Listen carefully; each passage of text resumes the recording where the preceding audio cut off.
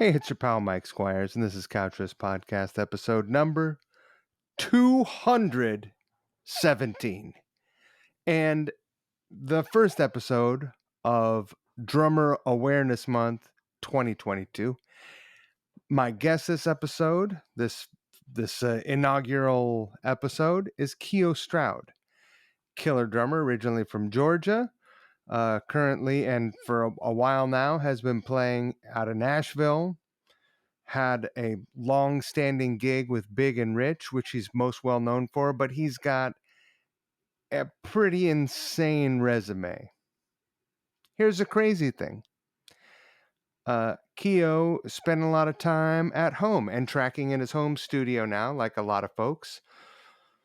So one of the super killer side effects of all that is you can reach out to some of these amazing players and have them play on your recording. You want to get Keio to play on a track or on an album? Hit him up on social media and work it out. He's available. Now, we had a great time talking. I fucking dynamite time talking. I hope that you enjoy this conversation as more than Mr. Big here, who's yawning at me. I hope you enjoy. If you are enjoying the Couchers podcast, please support us at Patreon, patreon.com/couchriffs. That's what, helps make this podcast possible, but absolutely and most definitely makes the cover song, the performance videos possible. Keio is in an upcoming episode, which is fucking killer. Duh. And, these things happen because of Patreon support. So thank you very much for supporting. Support starts at $5 a month. If you are enjoying coming back and listening and watching all of this great content that we're making, that's what you're supporting. So thank you. Thank you, Keio, for being a great hang and just an inspiring figure and a killer drummer. And I would also like to thank a couple of sponsors.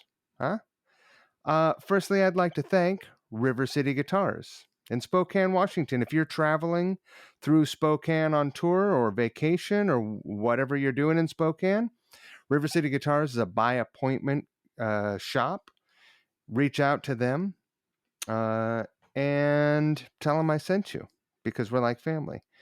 They specialize in vintage, used, and boutique guitars, basses, amps, other various musical instruments. If you've got a vintage piece or a collection that you would like to sell, reach out to them at sales.rivercityguitars@gmail.com and tell them I sent you. I know these guys from doing business and love them. Bobby is my guy. So I can't give you a higher recommendation. Thank you, River City Guitars. You guys are great. I've got a couple guitars here from them. And they sold one of my CN90s, the Marvin Guitars CN90s. So thank you guys. I'd also like to thank Variety Coffee Roasters in Brooklyn, New York. I drink Variety every single morning. I don't know what else to say about what I think about Variety's coffee, but I'll keep talking anyway. Check out their subscription service. You go over there, answer a couple questions, click some boxes, and you get coffee once a week, once every 2 weeks, once a month. You never run out. And what's worse than waking up in the morning, going to make coffee, and there's no coffee? Nothing is worse. Not even the reality of coffee never existing, because then you wouldn't miss it. Variety has a number of great cafes in Brooklyn and in the city in Manhattan. Check them out if you're in New York or if you're visiting. And that's it. I don't know. Let's jump into the episode. I hope you enjoy. Don't forget to exercise the golden rule. Treat people the way you want to be treated. You know? You like getting flipped off while you're driving? No. I mean, I don't mind. I laugh. But, just don't do it. Don't be a dick. Left, she was giving me the business about there's this like every once in a while we get a funky musty smell, and I think that we have there's maybe a some kind of leak in the flashing on our roof, and I'm just like, I'm so bummed. It's one of those things I'm trying to pretend that it's gonna go away, but probably it's not, and I have to either go up there or I'm gonna Uh-huh. have to pay someone to go up there. I can't do that. Are you handy like that? I can be, yeah. I mean, it's funny. Time like right now is like our downtime from touring, and so during that time, I've been helping a buddy out building cases, Oh, wow. road cases and amp racks and stuff like that for a production company here in Nashville. So I've kind of become I've kind of become handy. It's really weird. I was never really a handy person. I like to build stuff, but I wouldn't say that I'm handy. But in the past couple of weeks, I'm helping my friend out. I feel like I could probably build a house. I like that's the confidence that only musicians have. They're like, totally. I built a case, I could build a house now. Yeah, Fuck it. I won't say the house is gonna be good. I could build a house. It's gonna Well, have metal corners. yeah, yeah, and the door just comes off. The When you door will get be like a in. rack. Yeah, You screw the exactly. doors in. Interchangeable. Yeah, you got just bunks in there as like racks. Yeah, it'd be great. So, Did you that's amazing. When was the last time you kept a straight you stay pretty busy with sessions and touring. yeah, When was the last time you had a straight job? Did you have to never. keep a straight you never had a straight job? No, this is the first time, Never and ever? ever. Not even in high school. You never No, I played drums. That was it. Yeah, I was a musician through all of that, even through COVID. Like I was like, it's like through being 15 and 16 and COVID. Yes, I never got a day job. I've always played drums since I that's mean amazing. it's been my job since I was about 12. You know, Okay, let's start there. so, When so did you start out with a drum kit, or did you have a pad, or did you start out I on another instrument? I started on drum kit. So my dad's a musician. My grandfather's a musician. My dad's a musician, basically, which is my grandfather. So we always had musical instruments in the house, and I grew up with my grandparents because my dad was fairly young. He was like 18 when they had me. So I grew up with my grandparents, and there was always musical instruments: pianos, guitars, Yeah. basses, and drums. And so when I was little, my dad had a band, and my grandfather also had like a jazz band, and they would rehearse at the house. So it was always drums there. And when I was a kid, I would just like go and lay next to the bass drum. Idiot, whatever. No, probably have hearing loss now. I would like go lay next to the bass drum, and then when I was really little, I would go back when and they had open bass drums with no front head on them. I would just climb in the bass drum and and put my head down on the pillow and sleep. Uh, so Really? really stupid right now. I go, that Yeah. was so dumb. I don't think that the low end is really your biggest worry for hearing loss. So No, it was. I still have that.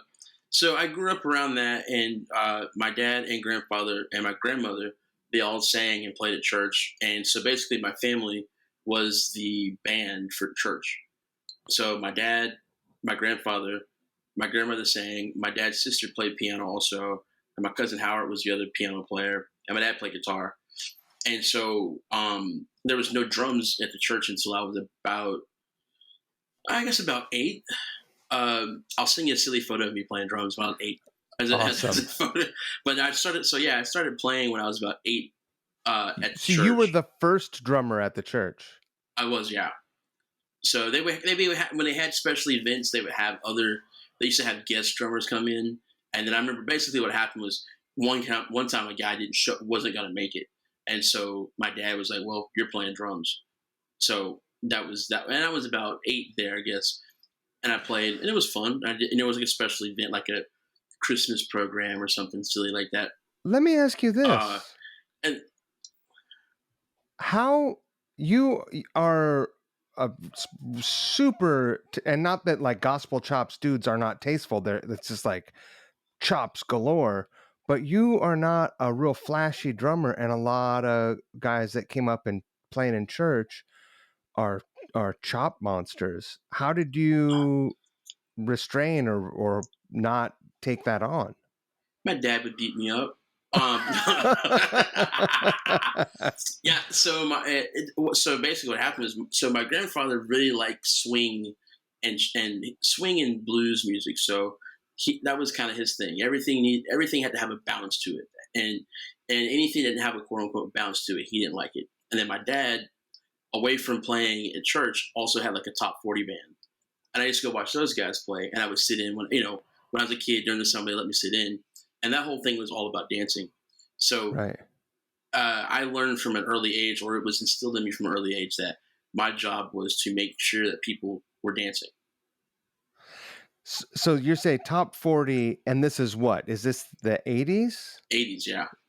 So we're So, talking Cameo, oh, Gap Band, and then we did some, we did some Temptation, we did some Motown stuff too, but like, Lakeside, so all that stuff where it was like, "Gah, gah," you yeah. know, that's, and Prince in those times, that was what I grew up playing, and I agree with my dad that my job was to make sure that people had a bed to dance to, and so I just kind of kept that going through my whole thing. And I'm kind of lazy also, so the idea of like working too hard and playing more than I need to is never fun. But I've had to. There's been some gigs where I've had to learn some of those things to keep in my bag, but for the most part, I've never had to do the gospel chops thing, and it's not my thing. I don't consider myself a gospel drummer. Right. Uh, I'm more of a I mean, I know it's overplayed. I'd say the word pocket musical drummer, but like I kind of I feel like my role, and it's not limited by any means when I say this. I feel like my role is a to lay down a foundation and be a support system for the lyrics, or whatever is carrying the melody. So Sure. even if that's drums, I still have to be consistent. If I'm carrying a melody, if I'm playing a drum solo or something like that, I still have to be a consistent thing. And when I years ago, I'll say years ago, 2019, I was playing with this guy Hank Williams Jr. And one of the things they said that Hank liked about my playing was that I made him want to dance. And for the artists that you're playing for, when they say, "Man, I like this guy because he makes you want to dance," that's, to me, that's a high compliment. That means they Right. feel comfortable enough to move around, and they're I can't say they're getting hypnotized by the groove or any of that stuff, but it's feeling good to them, so there's no worry. And I feel like that's my job. That's my job as a drummer, is to provide comfort on the court while we're playing, off the court while we're not playing. And sometimes that comes with starting with the most, I hate to say simple thing, but the most basic thing, and then grow from there and see what you can and can't do, as opposed to going. Some people start with a lot and they break it down. I'd rather start with the foundation and then build up to it. I feel like we're talking about building houses. Sure. You don't build a roof before you build a foundation, right? I feel like that's what happened here. Maybe, I don't know. Well, we got two editions, so I think, yeah, I think it got funky on the first edition. It's leaky. So, but yeah, that's, I mean, and so then when I was 12, that drummer at church, he moved on. He was a college student. He moved on, and so I kind of became the guy by default, and so I did it, and it was fun. I enjoyed it. I did it up until I was 18, and I moved to college. Uh, I didn't do any drumming, and when I was 18, was the drummer in my dad's top 40 band. So I did that, and then I moved to Nashville in 2000, Your dad 2001. wasn't a I moved here in drummer. 2000. Yeah, no, my dad's a guitar player. Ah, guitar players are notoriously hard on drummers. They are. Was So I've taken it my entire life. So when I get it now, it's like, oh yeah, cool, whatever. no one can be harsher than Pops. Uh, Oh boy, yeah. Go to your room. I think I've said this so many times. Everyone on stage, at least a little bit, wishes that they were the drummer. Yeah, I mean, it's funny. It's like when you listen to most music, the drums are the most consistent thing happening. And yes, it is a repetitive thing, but the drums are hypnotic, man. Like the drums are the drums. I hate to say it gets. Oh, I'll say this: the drums get people interested. If the groove is feeling good, people are interested, and then if the melodies, then it gives the melody a chance to take over also. So like if the groove is great, and then say the bass is happening, so you got this thing happening. If that's all feeling good, then the melody has just come in and just slap you in the face.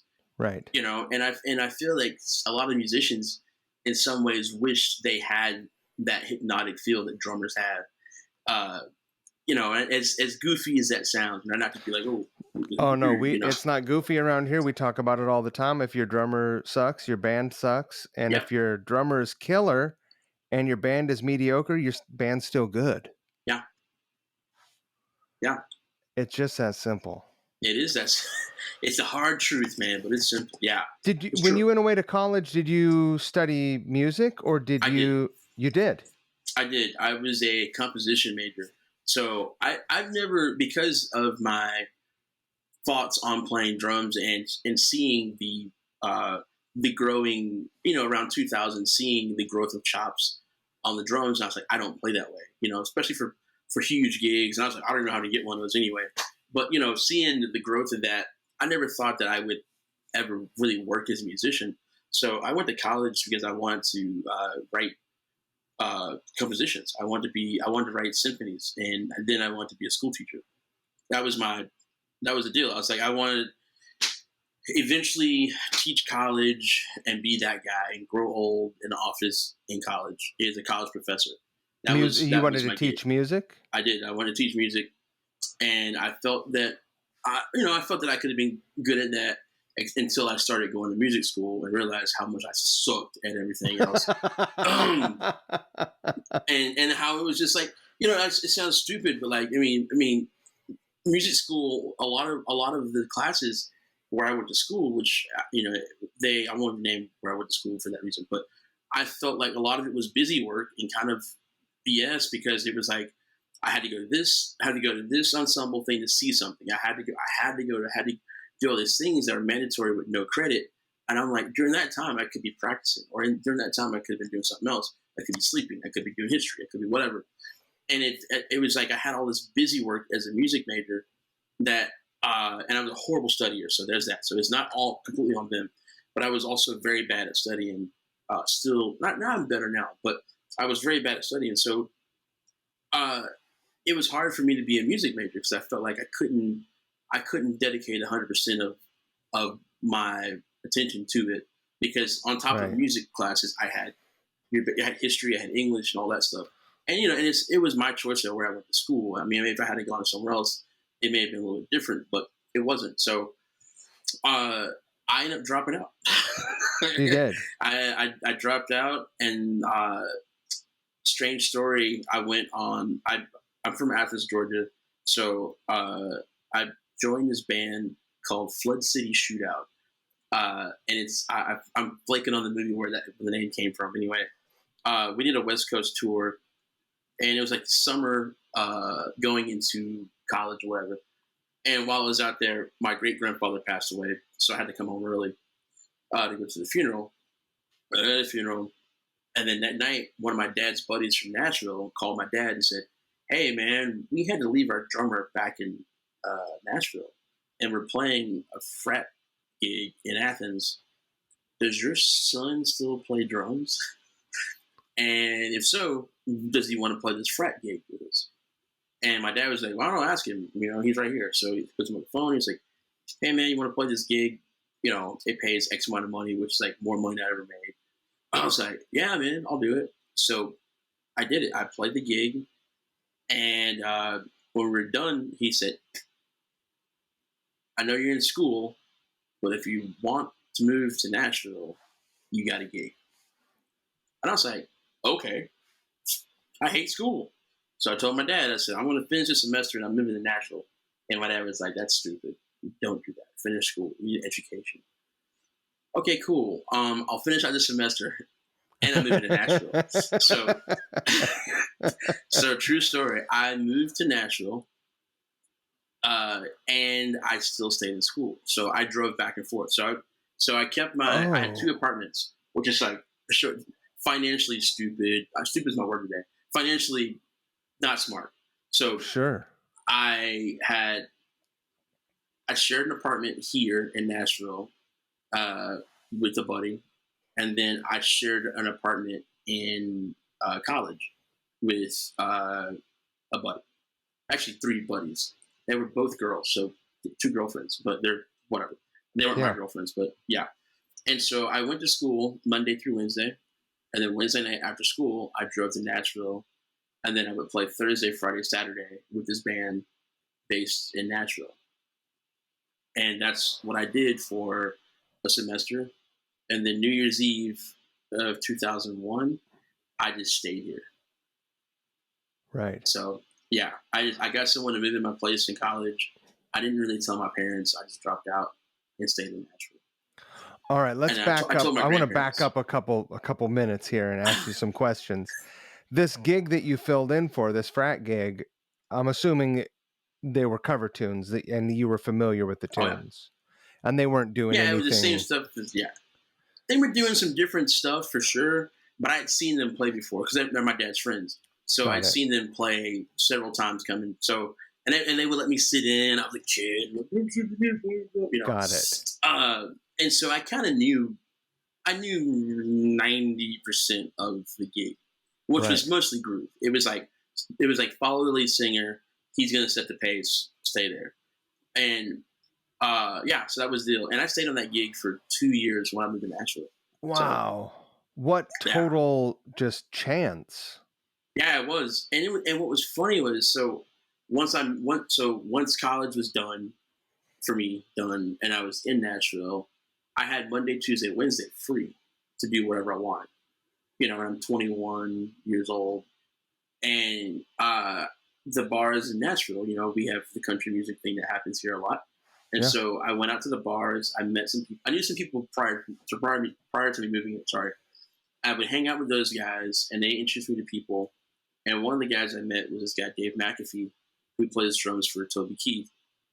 And at that time, he had just gotten the Toby Keith gig, and Toby was huge. Yeah. And but Dave was still playing the bars, and I was like, "Dude, you got this huge gig, but you're still playing the bars. Like, what's up, man?" He goes, "I've been in this gig for 2 years. It can go away." Right. He's like, "So the deal is, you got to stay. People got to know you're here. They got to know you're available. You got to whatever, right?"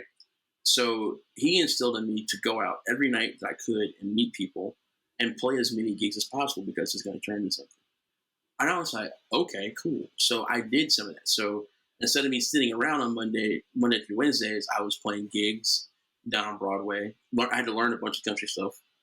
I was playing those gigs. Those gigs turned to other gigs. And eventually Dave, one of his old employers, was looking for a drummer to go tour with. And so he recommended me. And so I got my first country gig. That's 2002 with this guy named Wade Hayes, who was he was a 90s country guy. That had several hits in the 90s and Yeah. was kind of making another run at it. And so I was the drummer, and that kind of started it. And lucky for me, we did a bunch of festivals that summer because he wasn't a hard ticket sale guy. So it was festivals. Sure. It was the opening, not say opening slot, but it was the what they call the heritage slot, the 3 o'clock slot. When you play those, I'm not like country. I'm sure rock festivals are the same way, but in country festivals, what they do is they have you have your the first two bands are your baby acts, and Right. then the third band is a 3 o'clock band, and that band is like is someone who used to headline that people want to see, so they get people out of the campgrounds. Right. So we were doing the 3 o'clock slot because people wanted to see this thing, so they wanted to see Wade, so they got people out of the campground. So when you played the 3 o'clock slot, it was still slam full of people. And the cool thing about festivals to me is that festivals and something I learned later is that festivals for a musician is the greatest marketing tool. It's the greatest uh, networking tool for you because basically you're hanging with people that you do or don't know on the road. There's 6 bands on the bill that day. You're catering, you're hanging out, you're checking each other's gear out, the whole thing. So you hang. The hang is cool. So everybody's like, "Oh, this guy's a cool hang," or "This guy's a horrible hang," whatever. Right. And then they see you play, and they go, "This guy can play," or "This guy can't play." So after that, the next conversation you have the next day after hanging with these people is, "Hey man, what's up? How's it going? How are your kids? How's your wife? How's your wife? How's your mom? How's your dad, dude?" don't eat that steak, whatever, and all of a sudden you no longer have to tell people that you're good and that you're a drummer. They know, and they know Right. what you can do. So to me, the festival scene of doing those, I did like a year and a half away. So doing a year and a half of festivals with him turned into more stuff because I was able to meet people. They saw me play. They hung out with me, and they were like, "Oh, this guy's kind of weird, but he's a good drummer, and we can handle his weirdness." Or he's a weird drummer, but he's a good guy. You know what I mean? So it was like, Let me ask you this: it's that thing. coming So yeah, coming coming from Georgia and playing like dance music and R&B and having like did you touch on any straight rock or country music? I mean, a lot of country music is very rock and roll, right? especially now, yeah, I did. I was a big Modern Drummer kid, so I love Modern Drummer. So I always read the articles, and so I was always seeing who was on the cover and what band they played with, and I would always go buy the CDs or tapes, CDs at that Right. time. And then so I got into it. So when I was a kid in my garage or my grandparents' garage, I was always playing to like that music. Like I remember when like that Blood, Sex, Sugar, Magic came out, the Sure. Chili Peppers. I played to that record. I remember playing to the Brooks and Dunn records. I remember playing to Earth, Wind, and Fire records when I was a kid. Gladys Knight, Frank Zappa. I got into a Zappa phase. Oh, Uh, so, who's your favorite so, Zappa yeah, drummer? I think you know, I'm gonna go with Vinny. Yeah. I'm gonna say that Vinny is my favorite. Uh, Although Terry Bozzio doing is it Titties and Beer live when he's the voice of the devil? He's playing, but he's also hold on 1 second, give me time to think. Boy, that's magic ink. Just pulled it out of my ass. So good. But I remember watching a video of that. I was like, whoa, that guy's great. So, but yeah, but Joe's Garage, obviously, Vinny on Joe's Garage is fantastic. And then I just recently saw a clip of Chester Thompson and Ralph Humphreys, I think it was, double drumming, and Zappa gets this dancer. Maybe she's a stripper, not sure what she is. He gets her up to dance during the concert, and at one point in time, she goes and she dances on Chester as he's playing, and he's just kind of like, "Well, all right, well, whatever." Here we are. I never saw Zappa play. I saw Dweezil do the thing, which I've was seen that, yeah. which was great, and I've seen a couple other people. I saw like that right after he died. A bunch of alumni folks toured, Yeah, and I that saw was killer. you ever see the Project Logic one? That's with Ike Willis, I love Ike's vocals. dude. What a bad So man. that band Project Logic came through Athens twice a year. Athens, Georgia is like a very eclectic town. Sure. With music. You have REM, B-52s, Widespread Panic, and then you have church music, and you got rock. You have every little bit of everything there. And it's not a big place. No, it's it's a small town. Clark County is actually the smallest county in Georgia. Oh wow. No dumb facts by Keio. But most bands on that circuit would come to Georgia Theater or 40, the 40 is it 40 watt watt? twice a year. Sometimes it depends on who they were. Like G Love would play there sometimes 4 times a year.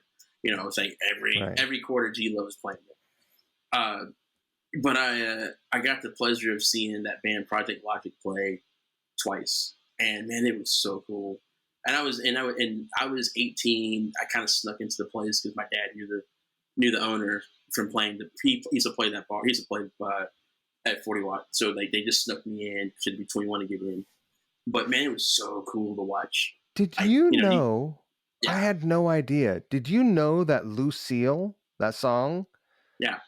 is a cover? No. It's a cover.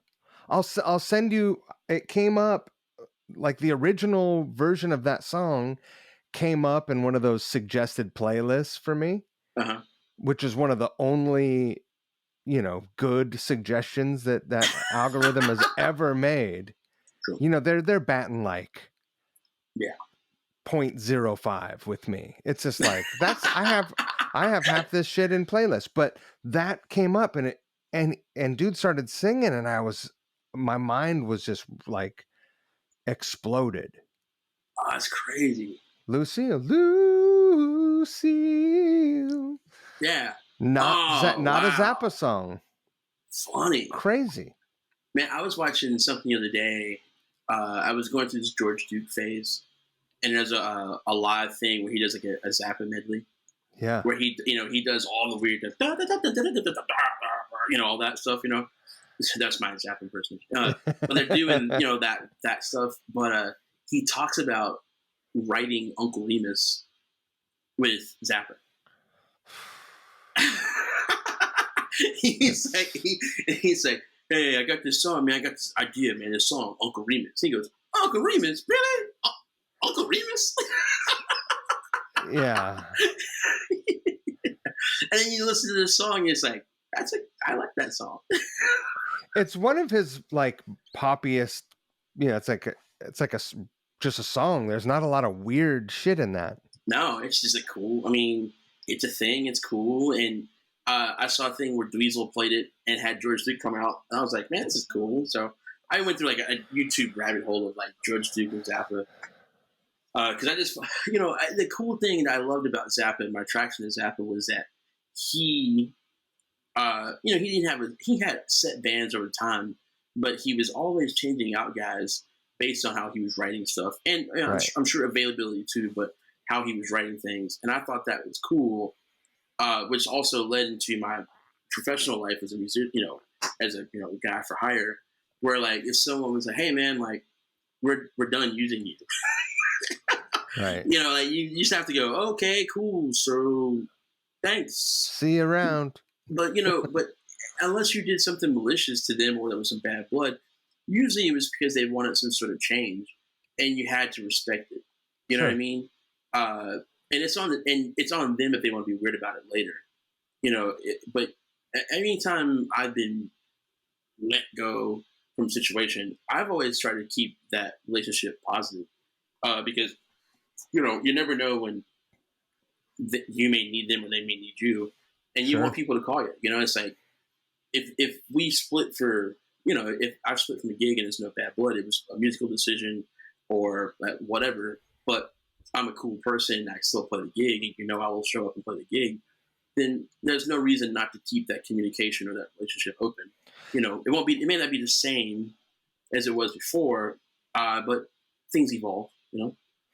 Has there ever been a situation where a gig stopped and you didn't get a call that said, hey, we're moving on? It just stopped. You just didn't get a call that said, hey, this is when practice was? No, I've never. No, not really. No, I mean, I've only been I've been let go. I think from 2 or 3 situations, and one was really weird because it was like, oh, I didn't what I do wrong, Right. and they were like, nothing. We just want to change. I go, okay, cool. So I had to alter my plans because the gig was just starting, and I was like, oh, okay, all right, well that sucks, whatever. But they paid me for the entire time. They paid me for the entire situation, so that's cool. And the other one I got let go is kind of the same thing, and they also, once again, they respected me, so they paid me the severance pay, which is cool. And the other one, which is weird, it ended. We did a live record. For the record, that shit would never happen in rock music. Like I feel like what you're talking about right now will only happens in country and maybe in like big act pop bands. Yeah, pop. Yeah. I mean, I don't know. It's like, I've never been just like, hey, bye, see ya. Usually there's some sort of like, hey man, this is what happened, blah blah blah blah, and you like I said, you have to respect it and you move on. how I mean, how weird was it? Was it weird at all going from where did you go to school? You don't have to tell me what school, but did you stay in Athens? Were you like did you go to school there? Because I know there's it I was a little outside of Atlanta. I was west of Atlanta. was a So small I went to town. West Georgia. Fuck it. There. Yeah, I went to West Georgia. There it is. The name is the school has changed names like 15 times. It was Right. like University of West Georgia College, State University of West Georgia, the University of West Georgia at Right. Georgia College, Georgia. Yeah.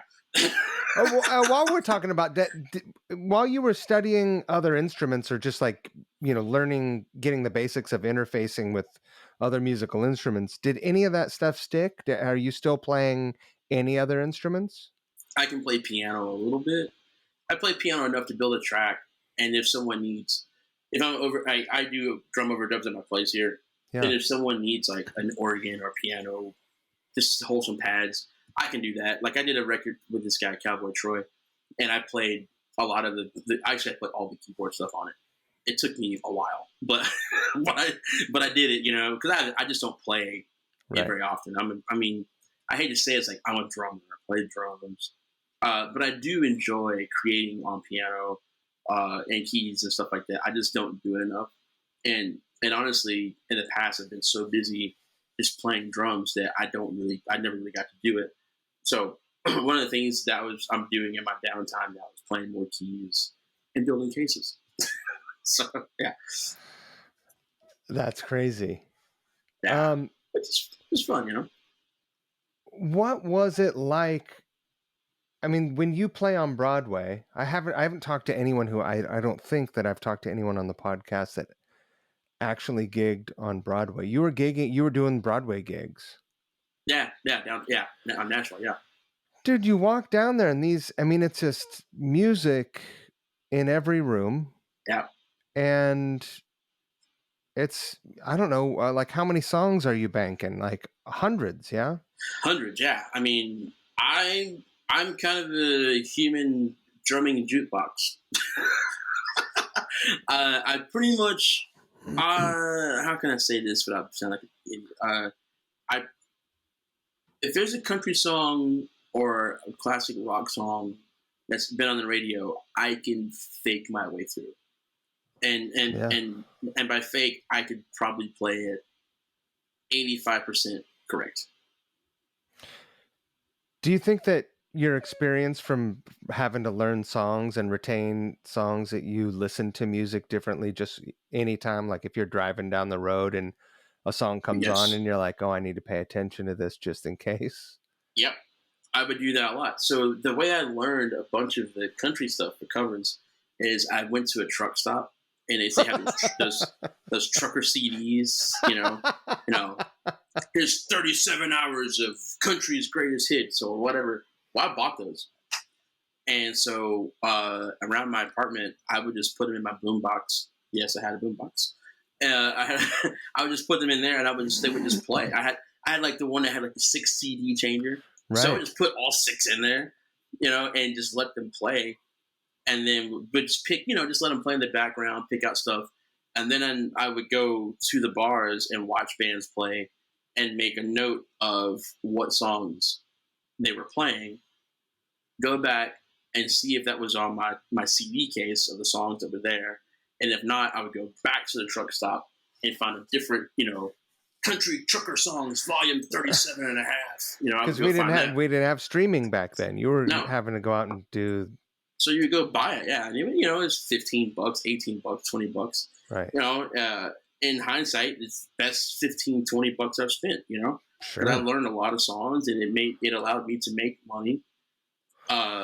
Even to this day, I don't play down on Broadway very often now. Like maybe once or twice every 6 months, I'll do something down there, and it's with friends. I go. I know I'm going to have fun, Where will you and play down there? there's plenty of money to be made down there. And so Yeah. it's not like the old days where like, oh, you played. It was like, oh, the bad. I can say this. The bad players are playing on Broadway because they can't get road gigs. That ain't the case. Everybody's good. The money is solid down there now. So I've you never have seen guys. anyone suck down there. Yeah, exactly, right. So now The money is almost as good as road money, and you get to sleep in Wow. your own bed. Yeah, you got to play music for 4 hours or 8 hours, but like, if you play, if you're on the road, you spend 24 hours, 22 hours not on stage. You spend Right. 2 hours on stage, and you make XYZ, right? Or you can have a life, drive your car downtown, play drums for 4 to 8 hours, and walk away with $300 to $700 for the Go day. home and fix your leaky roof. Exactly. And then and if your next shift is not until 6 p.m. the next day, you have all day. You can take your kids to school. You can pick them up. You can do whatever you want. You can you can have a life. Right. Being on the road, it's a different life. You're on someone else's clock. And some guys, as they get a little bit older, they get to be my age. They're like, you know what? Maybe I want a family, and maybe I want to stay home. My kids are 15, or my kid is 15. So it's like, maybe I want to hang out with my kid. My kids live here, so that's a bad excuse for me. But maybe I want to have another kid. Anyway, but so Sure. it's like, so now you can have this quality of life and make money down there and play with solid players. And it's a different skill set than being on the road. On the road, you're playing the same thing or close to the same thing every night, because that's the product that you're delivering to the people. Downtown, it's the same songs, different order, different crowd every night, or the same crowd, whatever. Sometimes different singer, different incarnations of the band guys. So there's parts where it can be a lot of fun, and you can learn a lot. I feel that most road guys, to me, at some point, should have done some Broadway stuff, because uh, it opens up some things when you go on the road. For 8 years, I played in this band, Big and Rich, and what was cool about that band was that, obviously we had a set thing, but they would also go off the cuff. They would go off of views. They would One day, we started doing True Story. One day they started singing Vacation Bible School songs on stage, and the band just joined in and played with them. Like, for whatever reason, that's what they wanted to do, and our gig in that band was to go with the flow when those guys would make strange choices like that. And yes, strange choices. And you go, all right, well, I guess we're doing this. We're, deep and wide. Here we go. Right. or or there's some classic country song that they heard as they were playing some song on the jet as they were flying to the gig, and it was like, man, we're gonna play this John Anderson song, or hey, we're gonna play a deep cut of ours because on Twitter some guy was like, I'm dying and I want to hear the song tonight, Right. and they'd be like, all right, guys, we're playing I Live This Life. Okay, we haven't played that song in 4 years, but today we're playing. How's it go? So, But you are also a crew of musicians who operate at a pretty high level. yeah, So, totally. um, But not and everybody has the ability to ebb and flow like that. But that was part of that gig, was the ebb and flow while still staying to a thing. When business was happening, it was happening. But every now and then, business would do this, and then back. sure. So, Were there ever additions to the set list that you were not able to cover in sound check? well, that's the funny part. Yeah, always. Never did sound check. No sound check. No. The stage crew just handles line checks and that's Yeah. that. Yeah, they would do that, or the band would go in without Johnny Kinney. So yeah. Uh, was there backstage? Did you guys have a warm up room where you could No. like go over stuff? There was nothing. It was just like, all right. Yeah, I mean, Uh, every now and then. But yeah, most of that stuff they just call on stage. They would just turn around and mouth it, say, "They do this, hold on," and then over the microphone they would announce to everyone, including us, what they're doing next, and we would go, oh, "Okay." I mean, that's kind of cool. I It mean, was very cool. that's something that is more likely to happen with a club band than a big room band. You guys were playing arenas? Yeah, Or yeah. yeah. And we always laughed and said that we were the worst arena bar band ever. We were like, yeah, we're like the, we just, I mean, because basically that was the whole thing. Is like the vibe is you're in a club, and Right. and the same thing with Hank was the same way. There was when I played with Hank Jr., the set list had 6 songs, and it was the first 6 songs, and then after that, you just didn't know. Is that right? He would pull out covers. He'd play his songs. He would do like these cool medleys to honor like his heroes. Yeah, it was just kind of that, and I think due to my time of playing gigs on Broadway, it prepared me for that. And also in my, before Big and Rich and before I did some of the Hank stuff and some other stuff, I played with this guy, Rodney Crowell, and Rodney had 0 set lists. And he was a singer-songwriter who wrote some some big classic country songs. He was married to Roseanne Cash, and, they did stuff together, and we would do stuff with Roseanne and all that stuff. But Rodney never had a set list because he would just basically read the audience. He had this thing where he could look at the audience and tell what they want to hear next, and he never disappointed. Like it was such a gift. I've never seen a man with such a gift of reading a crowd. Wow. He would, years ago, this is before so 16 years ago, I remember this very well. We were playing a gig in Nashville, and it was like Texas country night, and Rodney's from Texas, and it was right at it was right when Texas country was making its way east into the eyes and ears of Nashville. So they had this band, Cross Kenny and Ragweed. They had they were the headliners. They had Randy Rogers Band, they had Sonny LaRue, and all those guys have gone to be big Texas acts and national acts also. And then Rodney was the direct support guy. He was kind of their hero, but he wasn't. He was a big draw. But Cross Kenny and Ragweed was a big kind of rock band that nobody was going to follow. But we're playing this big place. It was called City Hall. City Hall holds let's just say 3,000 people, maybe. I don't know, maybe 4, maybe 1. I don't know. But some amount of people. People, lots of people in cowboy hats. And Rodney was a singer-songwriter, but he used to be a country star. He's kind of one of the first pop country stars. He had this record called Diamonds and Dirt, and it was the first country record to have like 6 number ones, or every song went number 1. So he is embedded into country music history as a songwriter, as an artist, as a person, the whole thing. And all the Texas guys, they love it. They respect his writing. Like he wrote the song "Ain't Living Long Like This," which Waylon Jennings recorded that. "Ashes by Now," "How You Love Us," that one. "Please Remember Me," Tim McGraw. He did a version of Elvira, that song that Ogre's Boys made popular.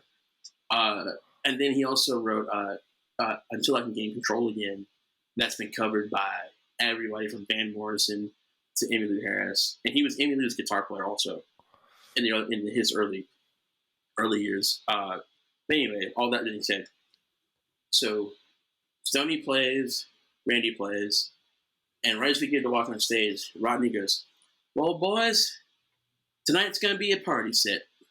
We're gonna keep them on their feet.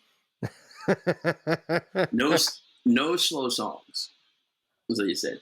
Right. And he literally walked out on stage and bang, bang, bang, bang, bang for an hour.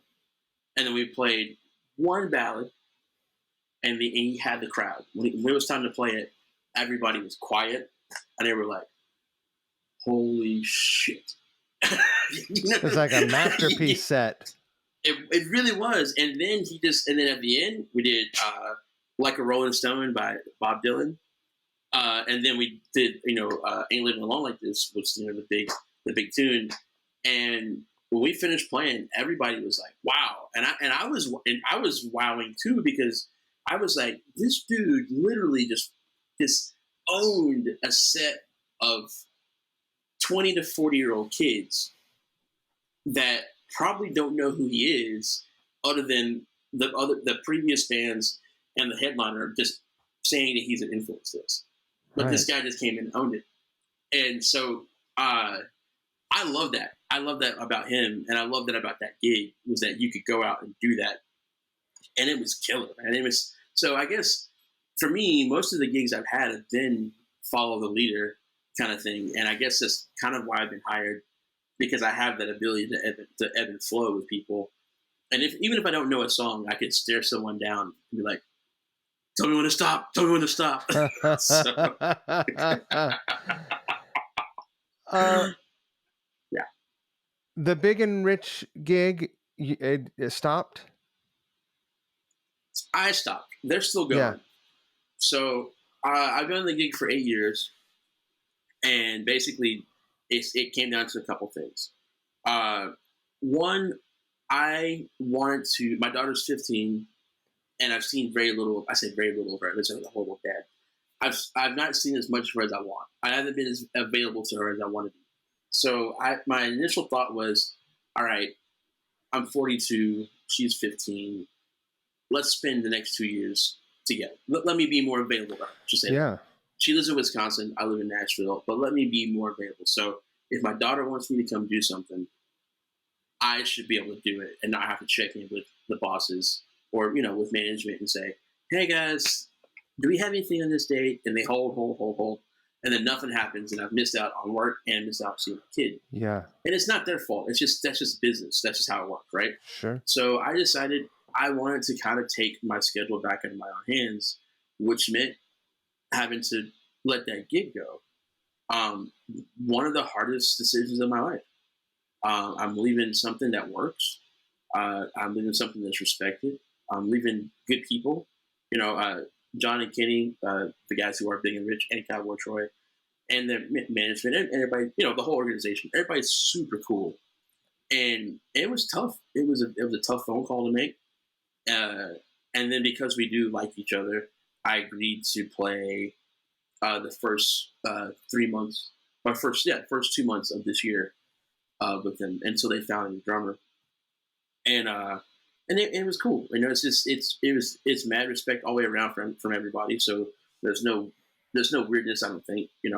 To me, it's weird because they're playing this weekend and I'm not going out with them. Right. Is that going to be the first trip? That I'll be the first one. Yeah. So right. which is funny though because my buddy is doing he's covering the gig and so their drummer can do it. The new drummer can do it. But he called yesterday and he said, "Hey man, I'm on vacation," and this is a funny story. I'm on vacation and I totally forgot to bring my drums. Like he's meeting them for the gig, right? And he's like, "I forgot to bring my drums. Can I borrow your drums?" I was like, "Yeah, man." So tonight when we're done, I'm gonna take my drum set and put it on the bus. And so it's going to be a familiar kit. Yeah, well, you know what? It'll be. It's. I. This is actually really funny. I'll show you this. So, it's a different kit, but my last couple of gigs, as a joke, I had a bass drum head that was my face. Right. Right. So, I'll show you this. He gets this bass drum head.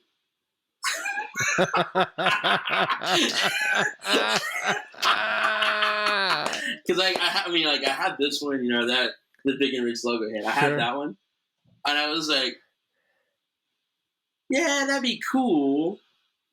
What? This would be funny. This would be funnier. So I'm gonna send both with them. But don't send both. But I'm just send the one. Just send the one. Oh, this was gonna be on the bass drum. We're done with putting on the bass drum. That's amazing. When doing that gig, did you rock a cowboy hat and the whole thing? No, it's a joke I would every now and then. I have one. I wear it as a joke. Right. Mostly, this is it, man. Backwards cowboy hat, no shirt. Fat guy just let it roll. You're going shirtless up there. I did, yeah. I was quite a bit. Yeah, I was, yeah. This,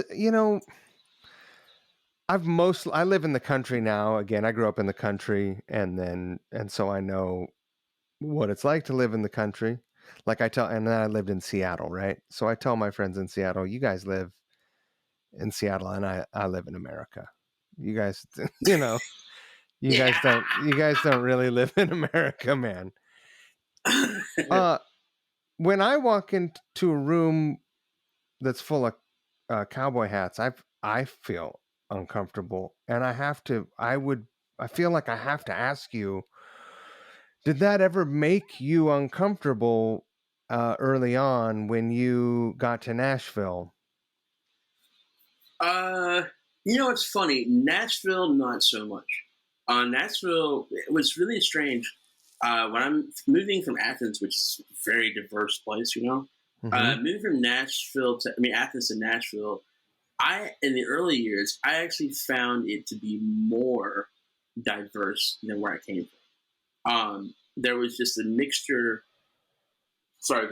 of cultures, especially with the heavy country culture here Yeah, and the business of country music, and then having an R&B business, a gospel business, because gospel music is huge here also. sure. Seeing those intertwine and seeing the racial barriers of that intertwine, I never really I actually was okay. Um, I never really felt weird until uh, I once in 2002 I was in South Carolina at Myrtle Beach. I was very well. This place called the Beach Wagon. There's like everything as a circuit. And you're gonna hit this bar, you're gonna hit that bar, you're gonna hit that theater, you're gonna hit that theater, you're gonna hit this arena, that arena, right? And the Beach Wagon was one of those places where it's probably 1,000 cat spot, maybe hell, it could have been smaller, I don't know, but like 500,000, whatever. It was one of those places, and we played a gig, and this is 2002, right?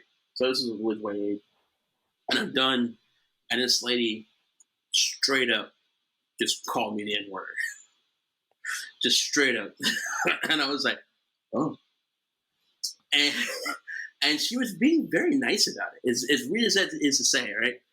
She basically said, she asked me that, she said, "You guys sounded great," and I said, "Thank you." And then she said, "Me and my friends were wondering, uh, what's your ethnicity?" Is what she said, or I think it was something like that. What's your makeup? Right. I was like, What's your "Well, this will be fun." background? Yeah, I was like, "Hey, this is fun. I'm German, Irish, Jewish, and black." And she said, "I thought you were N word," and I was like, "Oh," like my face. Oh. And then she said to me, and she goes, "My daughter married an N word." I go, "Really?" And she said, "My voice that really?" And she said, "I don't like him. He's a real bad N word. You seem like a pretty nice N word." And I said, and she's holding my hand, and she's talking to me. She's doing this, Oh, baby. And I laughed. I gave her a hug, Well, what else can I guess you? and I and don't then know. I this is what's great about this. This is I've seen Blazing Saddles at this point, but I kind of forgot about it. Right. But do you remember that scene when he goes out, when Bart goes out and he's, "Hello, people, howdy, people, how's it going? Howdy, ma'am." And she's like, "Up yours," Yeah. inward. And he comes back to the sheriff's office and he's just defeated. That was me walking to the bus. I just had this like, wow, these people really exist. And I walked on the bus, my face is I'm kind of white like a ghost, and I explained the other guys in the band what just happened, and they were just like, "Are you serious?" And they were mad. They were mad. I was not mad. They were like, "What the? Let's find her. Let's bring her up," kind of thing. And I was like, Right. "That's fine." Like, I was like, she was actually really nice. She didn't mean anything by it. I mean, that was just her word for the color. Like, I now, don't now know. that was me. That's me at 22 years old, justifying not being into a fight. That was me going, I'm a peacemaker. That's my whole life. I'm a Right. peacemaker. So, to me, more harm would have been done by a violent act or Right. retaliating toward this woman, Escalating. Right. as opposed to just going, nah, okay, whatever, But and how would walking you back. feel if that happened today? Well, if that happened today, being that I'm a little bit older, I would probably be more vocal if it was the right place for it. Right. Things like that have happened uh, in the past few years, but they've been more subtle. Like, Right. being on a gig, and it's nothing with the gig, but being at the level of playing arenas and being in big country bands or in big bands in general. Not everybody believes that I'm in the band, and Right. the go to with that is because I'm a little darker than the other guys in the band. So sometimes I've been stopped, like walking up on stage because I don't have my laminate because we're about to go play. Right. I've been stopped by security. They're like, "Oh yeah, you can't come up here." And I'm like, "Oh, I'm in the band." They're like, "Yeah, right." I'm like, "No." So then the tour manager has to come. So I don't have it with me, but so the past couple years, the laminate is me. Oh wow. So Do you know? yeah, Do you know Frank Ferrer? For I do. Yeah, yeah. this I shit mean, actually, happened. I know him as we've met a couple times. Yeah, That shit happened to him, and he couldn't get into a gig.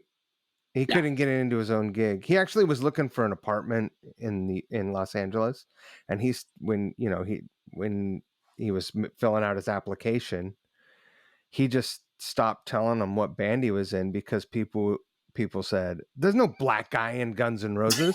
yeah. And he's like, "You fucking asshole, there's two black guys in Guns N' Yeah, yeah, Roses." exactly. What are you fucking talking about? Um Yeah, yeah. So yeah, and what's funny is I guess I learned today I'm still the face on the laminate. So what's good the past year or so was funny is now when we go play shows, I mean I have my laminate with me, but like I walk past and people go, Be like, the security guys are like, I go, oh yeah, hey, oh I got it, here you go, and I go, I know. But and as goofy as it is, and obviously it's somewhat of a joke. But it was, it's funny that it kind of sort of had to be addressed also. And that's one of the good things about the guys in that band. They do hear and they listen and they know those silly stories about me being stopped right. and the photo of me is I am very much naked, wearing a bachelorette sash, which is a whole other story.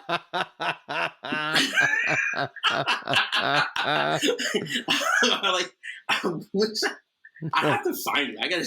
That's amazing. I'll send you a text. You got it's great. I mean I have a hat on and a set says bachelorette on it. Yeah,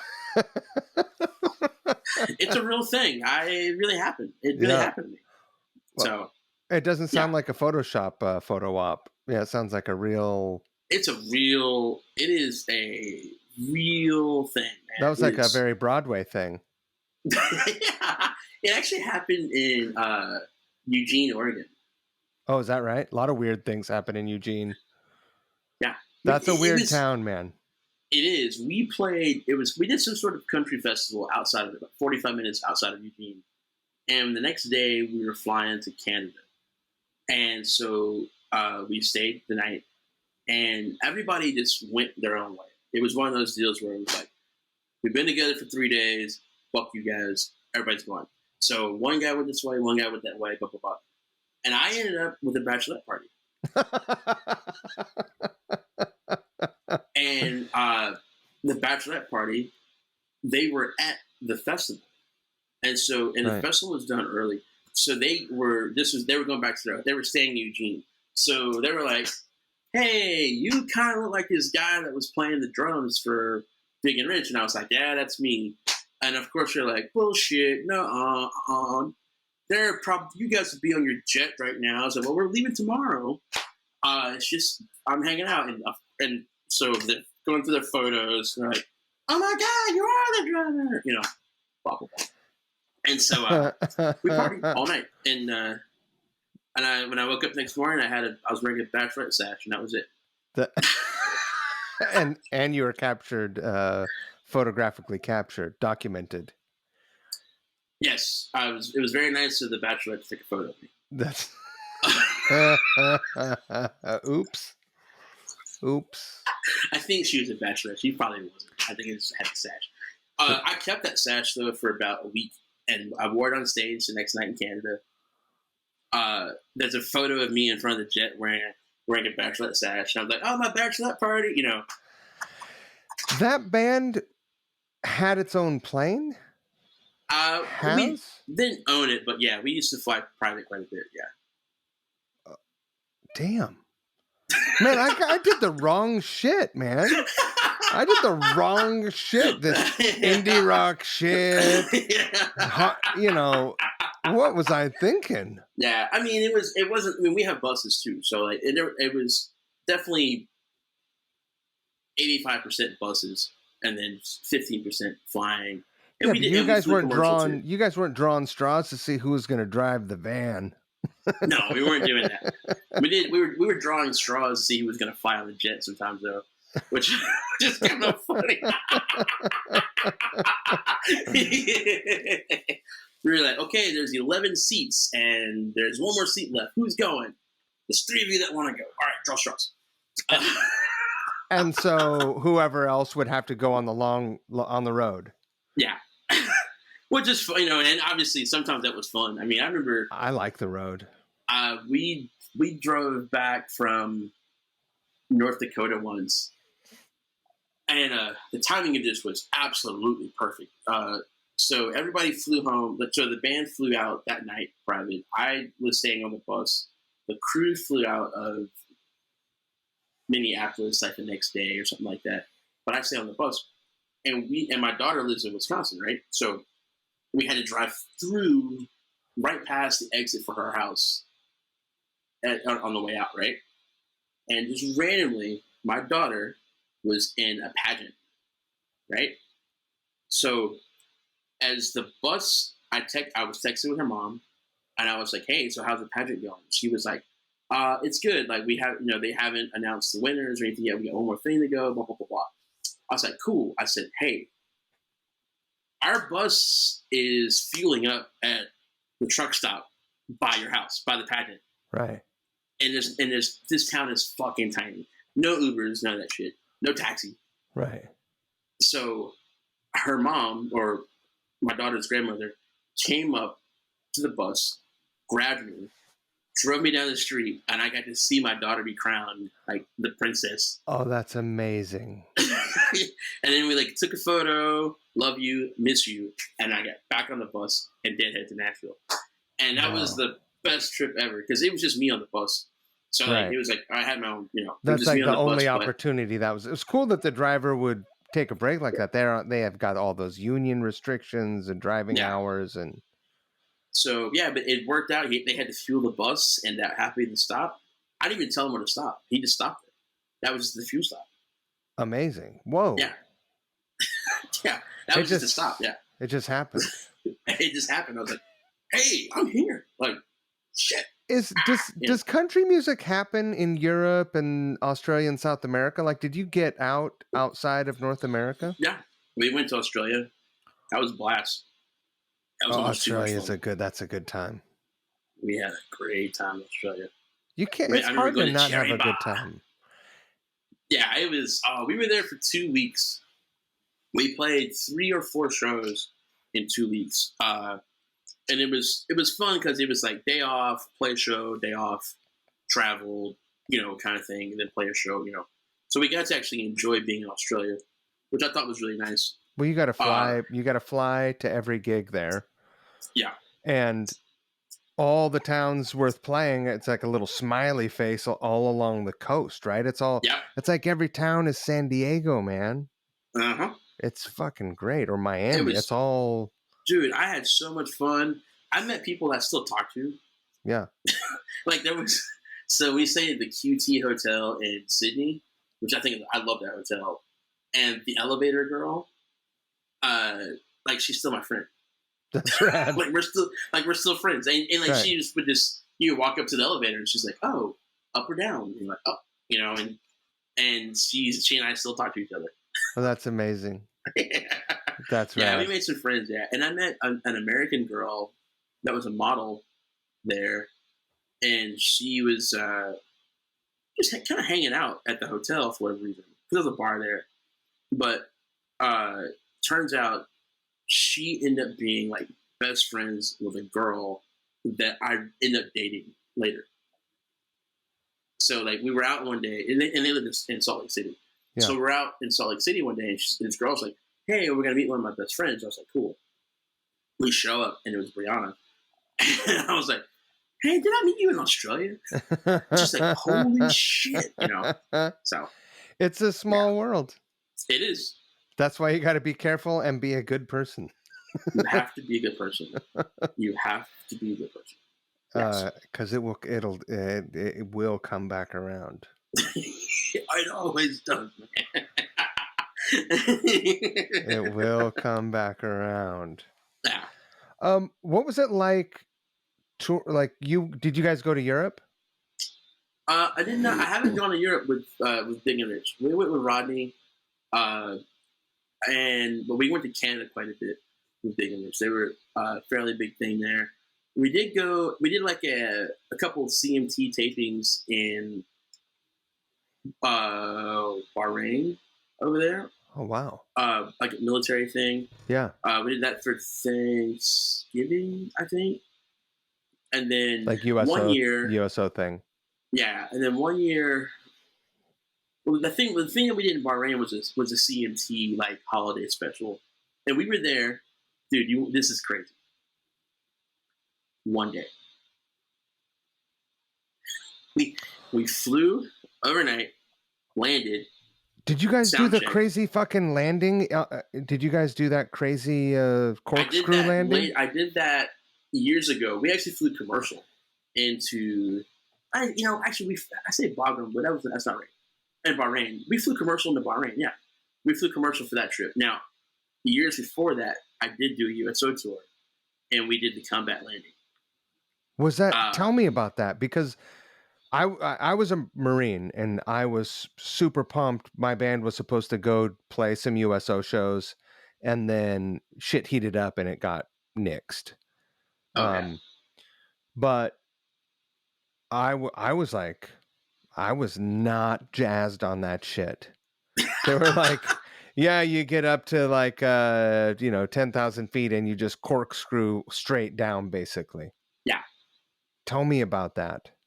Well, okay. So the first time I did it was in a C-17, and you don't really feel it. And it's weird to think about that big plane doing it, right? But they do their version of it. And so that one was like, okay, cool, whatever, right? But a couple years later, I went back and we did one in a C-130, which is like the prop, that's like Yeah. the. And in that one, they were like, hey, if you want to, grab a hold of the nets, and it's gonna float. So unbuckle, just hold on. Don't if you let go, it's gonna be bad. So I got to do that when we held on to the thing as it went down, and that was quite something. I will never do it again. You were floating. You were Yeah, because you were dropping elevation that quickly. that quickly. Yeah, It's like corkscrewing, yeah? yeah, yeah. And when you're sitting down on a C-130, sitting down, you feel it. But yeah, it was, and it's like we weren't. It wasn't like, oh, hey, I'm flying. It was like, okay, I'm obviously not on the ground, kind Right. of thing. But yeah, Did you feel like you were going to be sick? Or no, you didn't not until a couple days later. not after you had some of the base food, you got some of that chow. Couple days later, Yeah. but it was fun. I know, and I got to experience the raining mud thing because it was raining when we did it, and so I got to see basically mud come out of the sky. What? Yeah, so like basically the Because it's so dust, the dusty? sand goes up, and Oh, when the rain meets it, wow. it turns into mud. So that was kind of interesting. That's crazy. Yeah. I met a dude flying back from Europe once who had a contract as a pest control. I thought for sure he was feeding me a line of shit. Like I work in pest control. Sure you do, buddy. But he had a government contract. He lived in Texas and he made so much money killing Yep. cockroaches and scorpions or whatever the hell they have on the bases there. Because it's just like a little little town or whatever. Um, he made Hmm. so much money he didn't go home to Texas more than 2 weeks out of the year Yeah. because it bumped him up into like crazy tax bracket. Hmm. And so his wife just flew to Europe and met him every like 3 or 4 weeks because he was like 4 weeks on, 3 weeks off. That was his Yeah. schedule. And he just like his entire marriage was based on only being on vacation with his wife. He said it was the best thing that ever happened to him. I bet. How sick would that be? Your wife would love you so much. It's just like you're just like, all right, meet me on the cruise, and then you can have your, you know, Yeah. okay, meet me in the French Riviera. It's on. Yeah, I know it's crazy. I mean, I met some dudes that, and a lot of those guys were like, former military guys who uh, took contracting jobs over there because they'd been before, but now on a different thing. And yeah, and they made bank and they loved it. I think it's kind of cool. Yeah. I mean, I yeah, Yeah, the civilian contracts there's a money in that. Did yep. you? I've seen you post some shots like at the range on your Instagram. Do you like shooting? I love shooting. I'm not even. I'm I not. just so I for the first time ever I actually went to a shooting range. Yeah. I went on a date and I went to a shooting range. But I have John has some property outside of town where he has a shooting range on his property. So I've been out there with him to shoot, and that's fun. And we Oh went and yeah. we did some stuff in Utah that was a blast too, where I got to shoot like some cool guns. I don't know a whole lot about guns, but like, hey, I got to shoot some machine guns. It's like, Right. but I definitely remember shooting a 50 cal. Like Like you have to lay a down, oh like the like a Barrett 50. rifle, not a Desert Eagle. Yeah, no, yeah, the Barrett 50 cal. I shot that a couple times. That's a With the one where that's a you big got round. That moves. yeah, and we were shooting it. Is it Tannerite, whatever it is? Started just blowing shit up. It was great. It I was just like th- a weird. It was a weird outing. At John's place, and he brought the guns, and we all went for it. yeah. I So shot a yeah, Desert Eagle handgun, 50 cal handgun, and it wow, I was in the range there and shooting, and I was in the in the stall next to me. I could see a flame shoot out like downrange, and I stopped. I I set my gun down and looked around the corner, and I was like, what are you shooting? And he was like, oh, you could I'll let you squeeze a couple rounds off if you want, just don't, the rounds were like they're $5 or $7 each. So he's like, don't yeah, squeeze a bunch off. It cost me a lot of money, but that was a lot of. I never need anything like that. That's yeah. like Most people don't. no, that's not a protection thing. That's not even a hunt. Like you're hunting airplanes with that thing. You That's know, hey, look, guys, I got a good deal on this, so I have it. right? Yeah, That's a yeah. Let's like don't like stay a half a mile away. Don't even fuck with me from a half mile away. yeah, yeah, yeah. Don't come in this county. Yeah, that's I'm gonna nuts. shoot you before you get to my county, kind of thing. Yeah. Nuts. Oh, other than working, building cases and hanging with your daughter when the opportunity arises, do you have any more part-time gigs that you're working on? Are you going back to play on Broadway now and again? What do you have planned? No, uh, basically, what's happening right now is I'm doing remote tracks from home, Mm-hmm. and I do enjoy it. But it also lends to being lazy. Me sitting around waiting to get an email to go play drums, kind of thing. So I have that happening. Uh, there's a possibility that I'm going to go back out and play do a couple runs with Big and Mitch, because their drummer, the guy they had, can't start until May. Got and it. they have some shows that kind of popped up. And it was like, hey, would you mind playing these gigs? And I was like, yeah. I mean, if the other guys that you're trying out, they can't do it, sure. I guess there's no weirdness there. So I may do that. I don't really know. I was kind of playing random stuff and trying to make sense of it. There's a sense of starting over. That's very weird to me. When my daughter was here, I asked her. I said, "How do you feel that your dad's not a rock star anymore?" And her reply was, "You were never a rock star." So, cool, fair enough. So yeah, I don't know, man.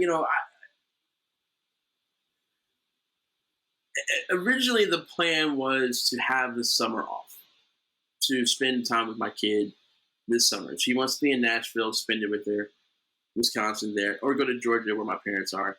That's the original plan. Uh, but my daughter at 15 has a job, so she has her own life, which I approve of because Sure. I'm not made of money. Uh, but and I'm also happy for her because it creates a work ethic for her and the whole thing too. But that being said, this summer she's going to be busy. And she's going to be a lot busier than I thought she was going to be. So I have the time now to tour if I want to. So and honestly, I'm down for it. Like this would have been the first year that I haven't toured since 2013. 2012 and 2013, I was home doing sessions when you actually went to a studio and played. I was doing more of that because at that time I did the same thing. My ex and my daughter were moving back to they were going to move back to Nashville, and the only way to really make that work was for me to be home. So I got a bigger place, the whole thing, and they didn't move back.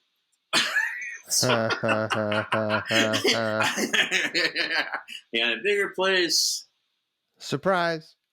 And that's fine. Yeah. Obviously it all works out. There's nothing weird, nothing bad about it. But just people were in two different places, kind of thing. So this would have been or will be the first year I haven't really done a tour of some sort in since 2013. So I don't know. It's a kind of a weird spot, man. Like I'm very happy to kind of step away from the hustle of like I need a gig, or I need to work. Obviously, between Big and Rich and doing the records with Kev Mo and some other people, I was very lucky to keep some finances rolling in. So there's no immediate thing to be like, oh my God, I have to go to work. Right. I have to do something. I have to play. I have to whatever. So I'm in a kind of a weird little like strange area of like I'm doing stuff for me, building, helping my buddy Rodney build cases and stuff like that is fun right now because it's just something different. Right. He's also a drummer, and Rodney he plays drums with Ronnie Millsap, and he has built cases and played drums for Ronnie for 30 years. So that's what he does. I mean, he's a fantastic drummer. Yeah. He's a better drummer. He's one of the best drummers I've heard in Nashville. I mean, no one really knows about this. Is he of the Millsaps?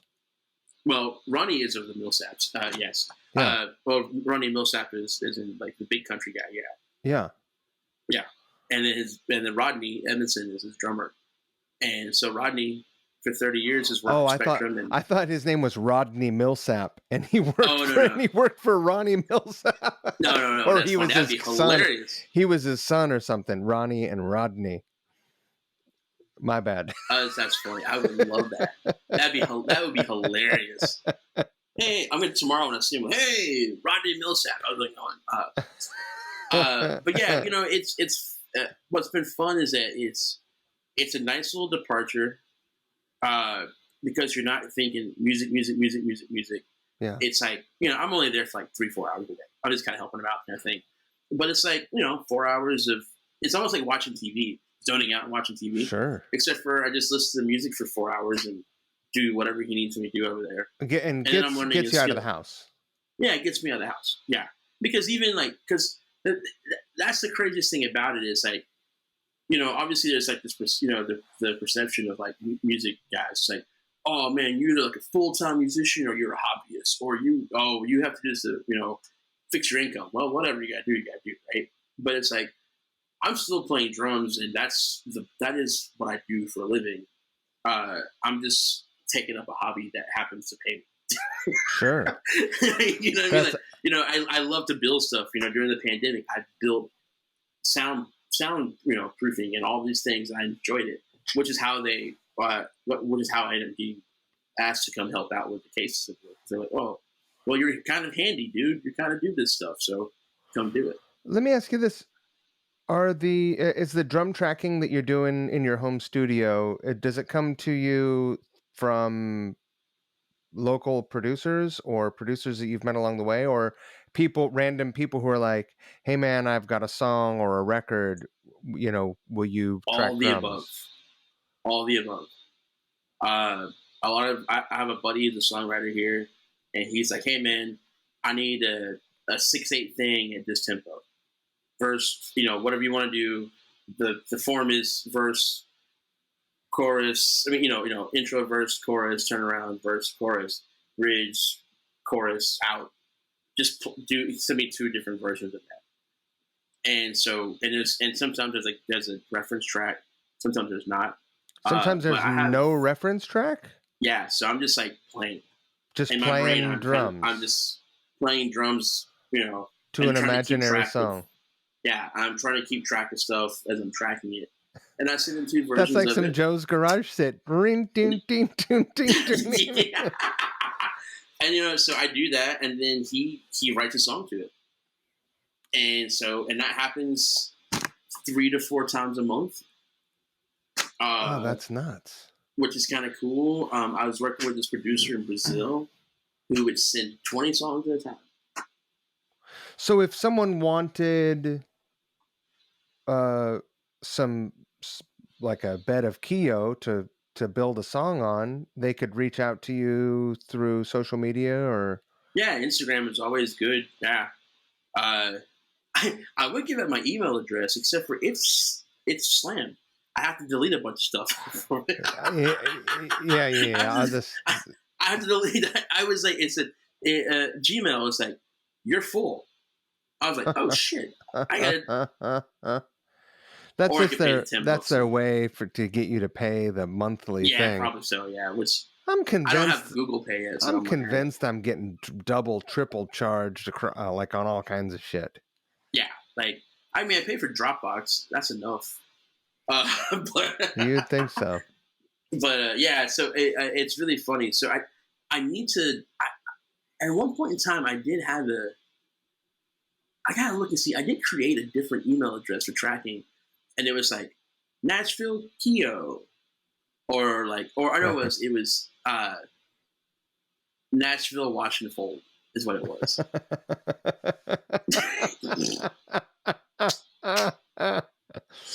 We're which is aiming high.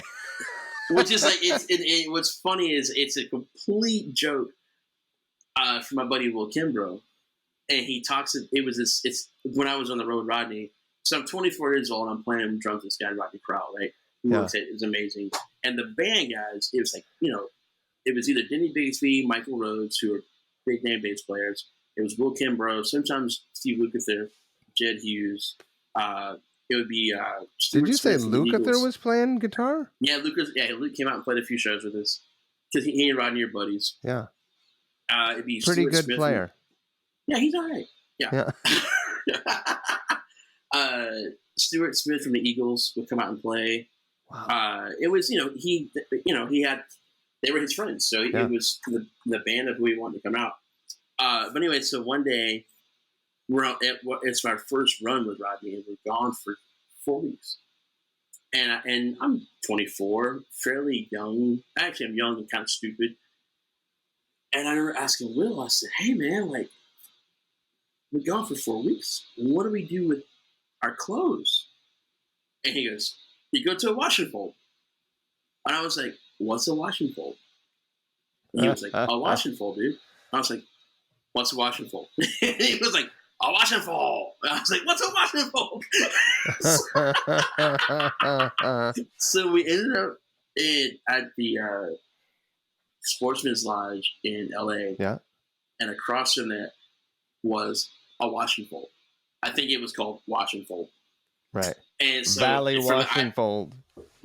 so from and it's always stayed with me as a joke. So when I created this alternate email address, I think I put down Nashville Wash and Fold or Wash and Fold Nashville. I can't remember what it is, but I need to get it together so I can post it. Like, hey guys, Yeah. send tracks here, kind of thing. But yeah, I'll when I record the intro for this episode, I'll direct people, like, if they're interested in having you track some drums, reach out to you on Instagram. yeah. That Instagram makes is it honestly easy. that's my favorite. That's like home for me. As in Right. everything I do is kind of based around Instagram. I love Facebook was fun until it got political. I'm not a political person, so I don't really get into that.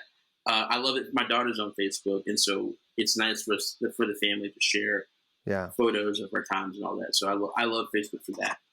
I love Instagram because it has memes and it has people doing fun stuff, uh, silly things, drumming.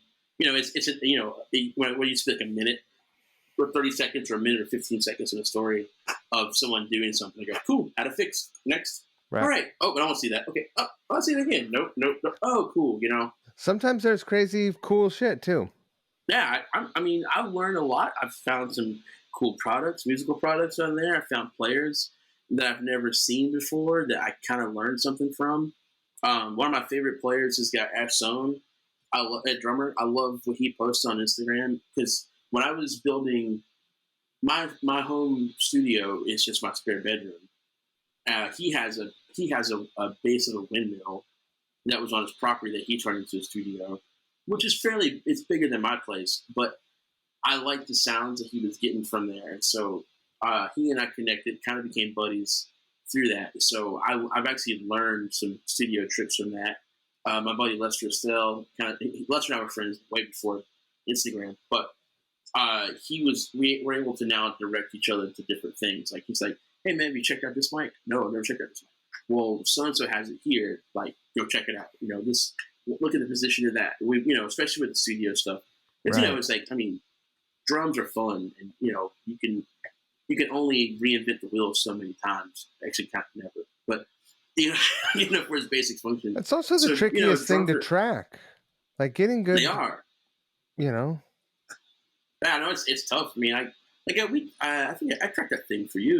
Which is like Yeah. that was fun, and I hope it sounded all right. But it's It like, sounds great. I hope that it gets finished soon. Nutter's gonna he's gonna knock out the vocals and that shredding guitar on that song. oh sweet, I'll yeah. So what's cool about it is this: going from when I was a younger man. I'm a man still, but when I was a younger man, when I was a younger man, when I was younger, and doing studio stuff, I was really afraid of being an engineer. I thought that being an engineer was a lot.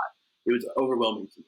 right. And watching the studio scene go from cutting on tape, because I was young enough for that, to seeing Radar come in to now to Pro Tools, now Logic and Ableton and all that stuff. I will never say that I'm an engineer, but I am engineering my stuff from home myself. Sure.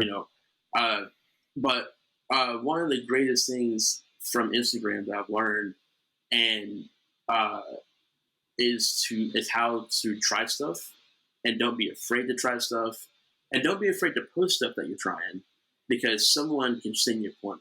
And I've had it a couple times where someone's like, "Hey man, like that sounds cool. Try this mic on it, or try this, or try that." And to me, that's really cool. That's the community that I think people want to have on social media. There's a weird thing. Like my whole approach to the couch riff, social media, the performance stuff, anything that's musical performance on my thing is all raw. It's all single takes. So like when people see the video that you play on, that's not you lip syncing along to a cover, like a comped drum track. That's you tracking that single pass drum part. Yeah. Which is the funny thing is, even though like in the studio, you know, almost always you're cutting some drum comps, but guitar players, bass, like no one, like drummers are the least nervous about doing single pass performances because they pride themselves on that. Yeah. Guitar players and singers, they're very precious about that shit. But I digress. There's Well, so much it's perfection out there. Like there's yeah. filters to make everyone look pretty and skinny and have a clear complexion and like no gray hairs and this and that. And then also, I mean, I'm not. Maybe I just suck, but also I don't think that everything that we see on social media is like sure, it's real. You hear it, you see it. There it is. It's real, right? But is it real? I don't know. No, it's not. That's okay. So it's so funny you bring that up because being a musician, and this may come off wrong, and I hope no one gets mad at me for saying this, but there's a difference between being a musician and being a person that plays an instrument or just playing that instrument, whatever, right? And then there's also the difference of just like someone that gets it. So most things that I post uh, are me playing something the first time, Right. or as I'm tracking it. It's not me posting something that I've tracked and edited and has a video of me playing. I try to be as real as possible because I want to give people the realistic view of what I do, not a glamorized version of what I do. If you want to see that, you'll see me on a private jet. That's the glamorized. That's the Right. glamorized version of what I do for a living. Someone else became popular enough to let me ride on a jet.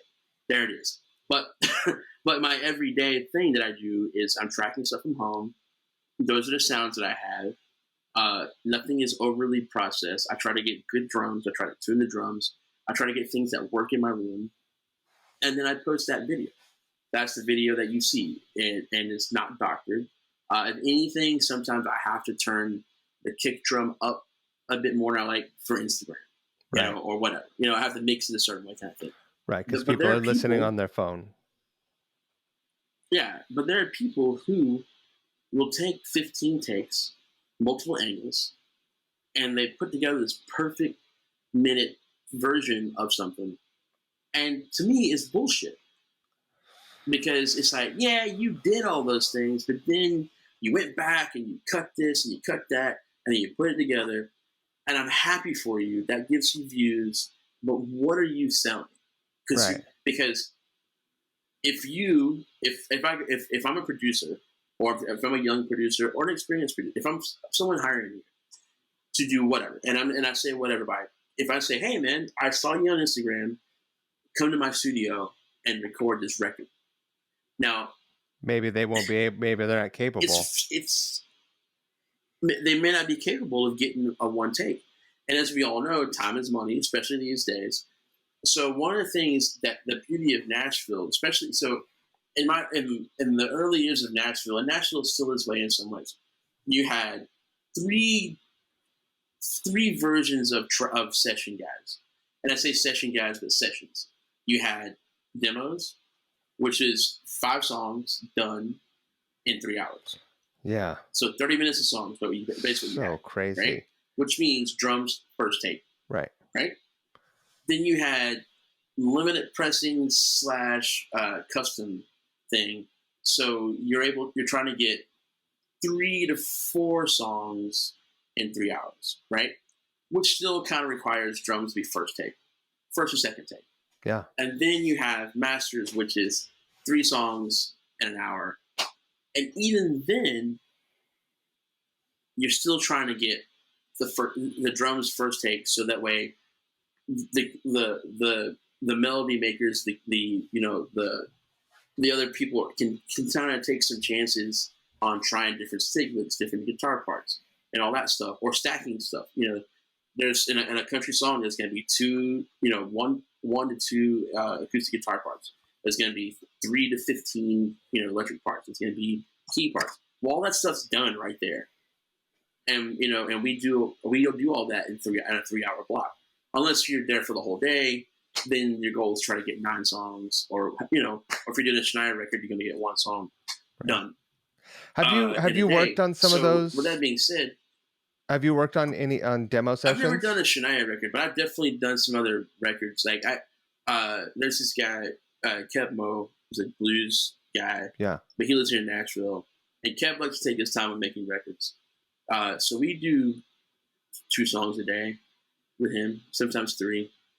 But it's very much a thing where like he likes to get it right before moving forward. He doesn't like to do a whole lot of post stuff. It's like he likes to get the parts, get the take, and then we can move on. And that could be take number 5 or take number 15. But he knows when he has what he wants, and then that's when you move on. Most things I've done here have been very by the clock, where it's like, all right, especially the demos that I was doing. It was like, all right, here, Yeah. don't get too creative, knock it out. Right, because And they then yeah, go. there's been times where I've done records where so Those things end up on samplers that go to people like Shania, right? All the like the demos. sometimes Yeah. yeah. So yeah, that's what the demos are. They end up on a thing from a publishing company that they pitch out, and there you have it. And so now, since the demo budgets, because of the way the earth is flowing these days with streaming, songwriting revenue has gone down because they're not getting paid like they were with Right. radio and hard products. So hard products is like drugs. But so now the days of doing demos are kind of done. All demos are now done remotely. So most of the stuff I have is I work for singer songwriters who are like, hey man, I got this song I want to pitch to so and so. It's kind of last minute. Can you put drums on it? Right. And that's what you do. Um, uh, and now most things that are even done for records are done at limited pressing because you don't know what it's going to sell. And then if it does become a master, they pay you again for it. But yeah, I mean, it's a whole, it's a whole thing now of how it's not so cut and dry as it used to be. Now it's like people are cutting through, jumping through hoops to get certain things happening so that you can do this or not do this. Or that. If a tour doesn't come along for you this summer, it sounds like you're interested in touring. If something doesn't Yeah, happen, are you gonna just take it easy and like go hit like spend some time at the river or are you gonna yeah. Right. Hopefully, don't jump in it because I can't swim. But yeah, uh, stay away? yeah. Yeah, don't go into the deep end then. I won't go in deep in. Okay. Man, if one doesn't happen for me, a couple things, and this is true shit. One, it might be time for me to reevaluate my life and say, is this a sign that says, hey man, it's time for you to slow down and take some time to just like be in Nashville or be with family or or whatever, or work on tracking here if it's busy enough. And it might be that thing. And the other thing is, if I don't get one, then I just don't get one. I mean, Sure. it's as my friend Greg Morrow says, you can't be where you ain't wanted. So if nobody feels like I have what they need for their tour or for their music, I have to accept that. It's like, doesn't mean I'm a bad person or a bad drummer. It just means that for 2022, I think it's not my year to tour. Right. It's just and I don't mean that. And I was like, oh well, that's the way to make you oh, that's how you feel better about yourself for being rejected. Well, it's like I had a gig, I had a job, it was going well.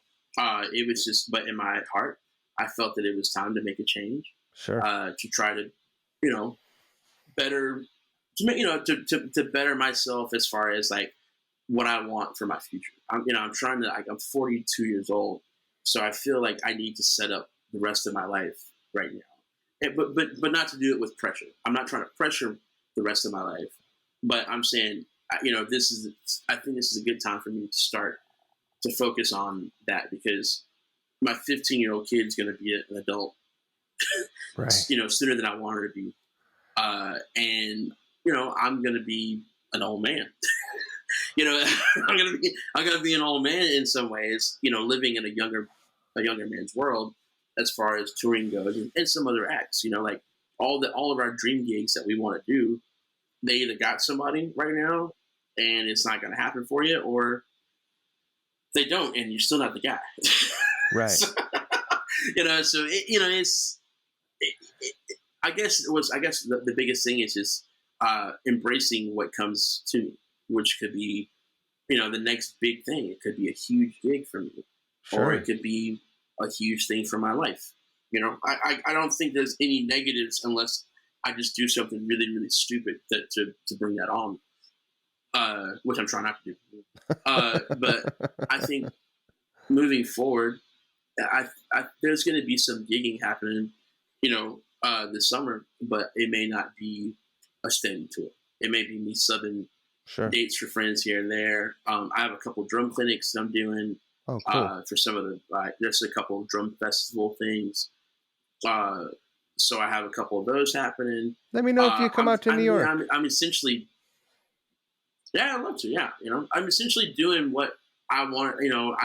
I'm setting up for what I think is the right thing to do, which is to try to have my own schedule so that I have the option of spending time with family or whatever. Yeah, sure. What I mean? Yeah. It's like it's hard to it's hard to know what's next or feel what's next until what next happens and you're doing what's next. It's like I tell people all the time. It's like I had no idea I was a professional musician until I became a professional musician. Right. I didn't know. I I mean, a was lot like, of oh, years on and it's here I am. I'm happening, playing the drums. A lot of years on you're Yeah, doing it. It's like over 20 years you've been doing this yeah. as a professional. So, and I think it's continuing. I'm just not on the last thing I did, which happened to be a fairly popular gig. Right. So now, yeah. So basically, we see what we see what happens next. and I'm not opposed to I've played mostly country. I did like a little stint with Richard Marx. That was fun, but like I'm open to playing rock gigs, pop rock gigs, polkas, funerals, whatever. Right. Birthday parties, no weddings. I don't like weddings. Weddings But weddings yeah, are I pretty mean good if you get that's the right gig. I done some weddings and got paid. dude. They're fun. I just did so many of them. They're great. Well, yeah, When you I got it. first used in Nashville, Does it you're I doing a lot of played boogie oogie so oogie. It's many. like you get pretty sick of playing boogie oogie oogie, Uh, right? Man, if I had to play shout one more damn time. Like the go-to is just like yeah, boogie oogie oogie and September. Like that's a Yep. always doing September. Yeah, you had to play those. I mean, well, just that's fun. And like I said, I played so many of those. I've worn so many tuxedos that I will never, if I can help it, I will never wear another tuxedo again if I can help it, and I will attempt to not play another wedding unless it's for an hour. Right. I don't want to do any 4-hour wedding gigs anymore. Oh yeah, I did play a wedding last year. Was it last year? Yeah, I played a wedding last year for a buddy, but it was 1 hour. right. It was 1 hour. Well, he had his wife's favorite country singer. He hired. They have the money, so they did it. They hired this guy to come in, and then the band they had got COVID, so the band couldn't do it. And he called me in a pinch, and he said, "Hey, man, you're my dude. I'm getting married. I know how you feel about weddings, but I need a band. You're my dude. If you can make it happen, it's tomorrow." I said, "Yeah." So we did, and Wow. we had so overnight we had to learn the songs because we were playing with the guy that sang the tunes. So we had to learn the songs, Right. and we played an hour, and that was it. And then we were done, and everybody's happy. So, Nice. You're a good friend. You're a good yeah, friend. he's a good dude. So I mean, it was. Yeah. I mean, I'm how do I say this? I'm a kind of weird dude. Is I go, oh, I'll never do this. I'll never do this. But if people call me in a pinch, and it's a real pinch, I'm all about doing it. Right. Like I ain't trying to like, I don't. I hate to see people get fucked over. I don't want to get. I don't. I never want to get fucked over. So if I can help people, it's part of my personality. It's who I am. I like to help. So like, if someone's like, hey man, I need $50. Here's 75. Like, I got you. You don't have to pay me back. You do Right. have to pay me back, but whatever. So and what's really funny is I kind of built a career out of doing that.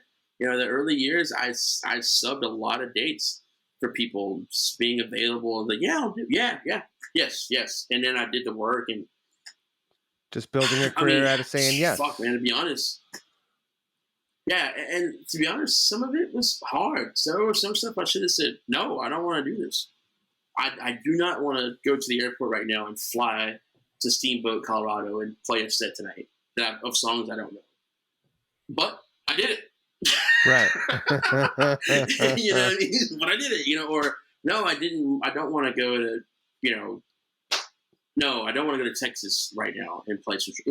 But I was available. I could do it. I knew that I was. And it wasn't even like I'm doing you a favor. It was like, man, I have the ability to help some people out. I need to do it. I and can do it. So and I'm you doing it. probably met people on those gigs, and it was a good experience in all those ways, right? There's probably I sort of did. peripheral. I never had. I never had a bad experience. I had a thing where I'll do anything once, and in those cases, most of those were pretty. Strangely enough, were fairly high profile gigs where it's like I'm going in, I'm subbing a last minute arena gig or a big festival gig Right. with no rehearsal, and sometimes not even know anybody in the band. Last year, I went and subbed a gig. I subbed the weekend for a friend whose baby came early, and I knew two people in the band: the drummer I was subbing for, and the fiddle player. Right. I met everybody else the next. I met everybody else the morning of the show. I say met everybody. I met those guys before, but none of us were friends. Like we didn't Yeah. hang out. We weren't buddies. But the next day we kind of hung out and kind of tried to gel as a band, hanging wise, and we did sound check and had to get it together because they were used to playing with this other guy, and now here I am playing. And then the singer was used to. He came to sound check. He was used to a certain thing, and we had it was we were trying to put the visual to the board tape I listened to, so there was a lot. There was a lot going on, and we're talking 3 nights in a sold out arena. So Right. the singer doesn't want to worry about me. I don't want him to worry about me. I don't want the band to worry about me. They don't want to worry about me. So there you are with a high pressure situation, and you gotta do it. And I was luckily enough, I pulled it out of my ass. Yeah. This year, there's some dates I'm subbing for them later on this year. They already asked me about doing it. But one of the coolest things I thought though is the last night, the singer basically said he was like, "I never played with this guy before. We called him a few days ago, asked him to come out and do it. We got the dude. This is the guy that we know can do it, Keio Stroud." And he said that from stage. Yeah. And man, that was one of the coolest feelings I've had, to have someone appreciate me from a stage like that, and from everybody, letting them know, hey man, this guy back here is fucking killing it, and you guys should know that. And I thought that was super cool. That was something that didn't have to happen. Right. I never got to say thank you to him for that, but I definitely appreciated that because that made me feel like, hey man, I appreciate what you've done for me and my organization, and for your friend and the whole thing. Like, it wasn't like you came here because I'm making money. You Right. literally came here to do a job and help us out, and you did it, and I appreciate it. And that was, man, that was big. That was something that I really appreciated from him. That's amazing. Uh, what is the? I swear I'm going to let you go. Eventually. What's the hardest part of learning on short order, learning songs for you? I have to assume that it's the endings, because endings a lot of times on songs there's fades, so you're gonna have to listen to board tapes, go to YouTube, this kind of thing. Yeah. Uh, so two things. The hardest thing for me is if I have to run the tracks, learning the track system. One, running clicks. If people have a different way of doing it than I normally do it, that's tough. Count offs can be tough also because certain people want to hear a certain thing. Like I may want to do like a 1, 2, 1, 2, 3, 4, and they may want to 3, 4. Right. You know what I mean? So and you have to keep that consistent because of video or there's something else going on or lights that have to be in sync with that. Uh, those three things are tough that you kind of have to get. Those are you have to ask those questions, and then the endings are tough because most people, especially on a bigger scale of things, the endings are epic. You have these epic endings because why not? That's you like I've said what I gotta say, and damn it, we're closing the door, but we're not just gonna shut it. I'm gonna and I'm gonna and we're gonna do a cartwheel and boom, So yeah, the endings are tough, and you have to note them. I always ask, if possible, especially if it's super last minute, that someone just direct the ending, uh, just so we're all on the same page. Yeah. If you hear me ending it too soon, just shake your head, and I won't do it. Yeah. I You know what I understand mean? this. This is Or if you don't see international me sign about to language. end, go, we're ending. Yeah.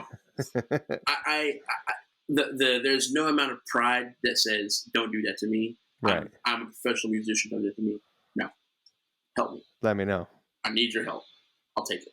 So You said earlier that you were not a good studier when you were in school, but you're 20 years in learning songs and doing these gigs, you must have a certain system worked out. How do you keep notes?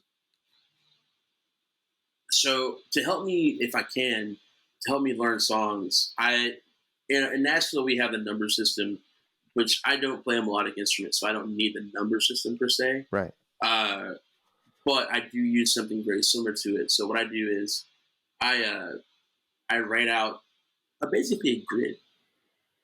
So like uh, intro, verse, chorus, turnaround, verse, chorus, bridge, solo, ending, whatever the solo is, Yeah. right? And then I write things by phrases. So most songs, country songs, are in 4 bar phrases. So I write a 4, and that 4 means that's 4 bars. So Okay. if the intro is a 4 bar phrase, it gets 4. If the verse is an 8 bar, if there's 8 bars, but there's 2 4 bar phrases, I just go 4.4. That just lets me know I have 4 and then 4 more, and then going on to the next thing. So that helps me feel the song, or at least feel the phrasing of the song, uh, so that I'm not guessing so much. If there is a 7, say it's a 7 measure phrase or 7, so Sure. I go 4.3. 2, same thing. Now, sometimes in country music they have 2 4 bars, which is instead of 4 bars. I mean, it's instead of 4 beats, there's 2 beats per bar. Right. 1 2 1 2 3 4. Or I'd say it wrong, but 1 2 3 4 1 2 1 2. Basically it's 6, Right. but it's just the thing.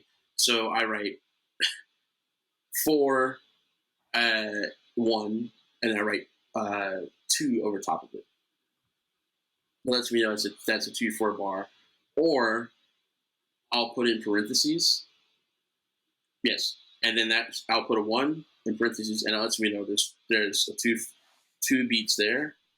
Or I'll just put 2 small dots of above it, and it lets me know that's a 2 4 bar. What It just about depends on my day. the hardest thing for me always? I had a gig doing a karaoke band for a while, and we had 500 over like 550 songs and no sheet music or anything. Yeah, So it was tough, but there was a track and we were on ears and there was a click and then it would give you a cue like bridge, verse, whatever. You'd see what yeah, key it was in.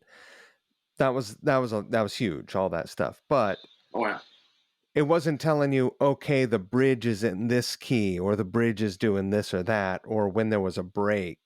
how do you notate breaks?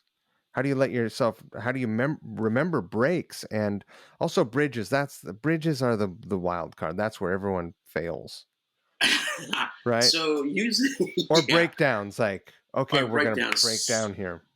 So I do two things, right? So if the most stops are at the end of some sort of phrase or whatever. Yeah, So let's go back to the 4 bar, the eight bar verse that's broken into 4 different groups or 2 different groups of 4. So I'll go 4.4, and if the stop is on beat 1 of the fourth bar, I draw a diamond and I shade it in, and that lets for me know to three stop. bars. Yeah, that goes so one. So basically that lets me know on the fourth beat on the fourth bar, I stop.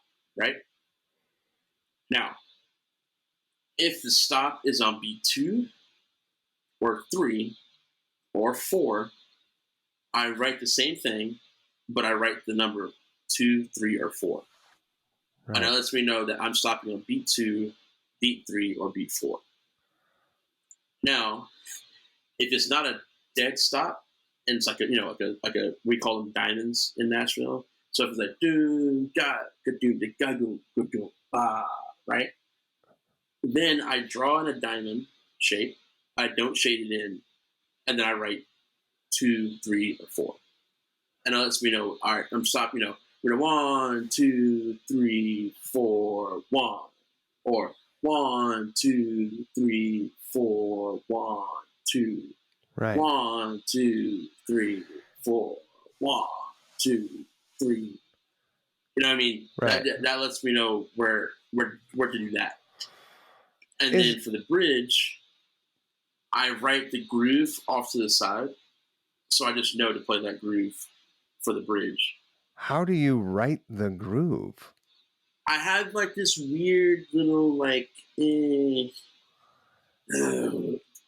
it's this weird thing that I just scribble that just says do this, and I go, I know what that means. is is this shit that you write down? Are these glyphs things that you developed, or could you hand this to a drummer taking a gig that you're taking and they would No, understand it would be. I mean, you would have some. That'd be some questions? serious mind reading. Some of it you could read, but most of it no. Right. Especially the groups. Because some of the notations that I write are wrong, but I know what I'm saying.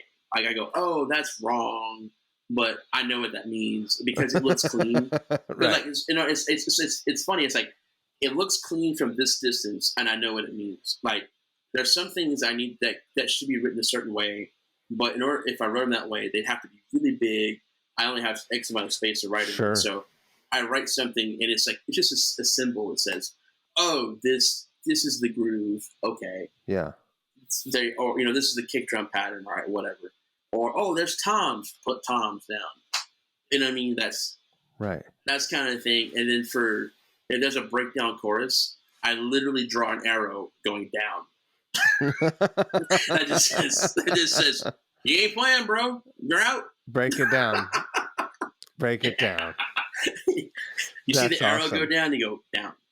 Yeah. So Is before we split, is there a gig that is like a bucket list gig for you that you would love to have? uh And it could be a fantasy gig. You could say, yeah, Jeff Buckley. Of course, that gig's not going to happen. Like you yeah. can't play with Jeff Buckley. But also, I think it would be better if you Yeah. named living people. Okay. I have a couple. I have three. Uh Santana as a kid, I always went for Santana. Not sure why. But I that Live in Mexico DVD with Walfredo Reyes playing drums. I was like, I want to do that. It's so funny now because Walfredo is now a friend of mine. It's hilarious. He plays drums at band Chicago now. but he's now a buddy, and our old guitar player from Big and Rich is in the band Chicago now too. So like I've made a connection with Wale. So I'm like, this is cool. I love Living Three Color. times in the last 2 days, Santana has come up with drummers and guitar Really? players. Oh, Yeah. nice. uh, Living Color, because they were just a band that just blew my mind as a kid. Yeah, dude. So obviously I'm not Will Cosman, so there's that. But man, that band, wow, That's a what lot band. of there's a lot of I music. hear them and I go, yeah. And then on the country end of things, because I'm in Nashville playing country music, Brooks and Dunn. That was they were the playing along to their CDs and songs that came on the radio is how I learned how to play country music or modern country music. Right. So I have had the pleasure of playing with Ronnie Dunn and Kix separately, but I've never played with Brooks and Dunn, like them as Brooks and Dunn doing the thing. And my buddy Trey Gray, he's been on that gig for years. He ain't going anywhere. It's his gig. But man, if they never need a sub, I hope they call me. Right. And because that would be a full circle dream of like, all right, Keio, you did it. You've gone from some fucking weirdo black kid playing drums in your garage to playing with the group of people that influence you to do something, and that you end up making a career out of. So, yeah, Surely there's been hundreds of situations where you've pinched yourself along the way, though. Absolutely. Oh yeah. The small time I played with Hank Jr. Man, like holy shit, man! It's like, are you ready for some football? You know what I mean? That's right. Obviously his career goes beyond that, but like, that was huge.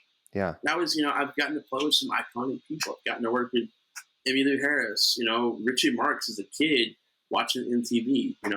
I got to work with Tiffany, Jennifer Page, and some other people like that. That's cool. Yeah, really cool. What I mean? Sometimes I look at my resume or or credits, whatever the hell you want to put it, and I just go, holy shit, man! Like you've done it.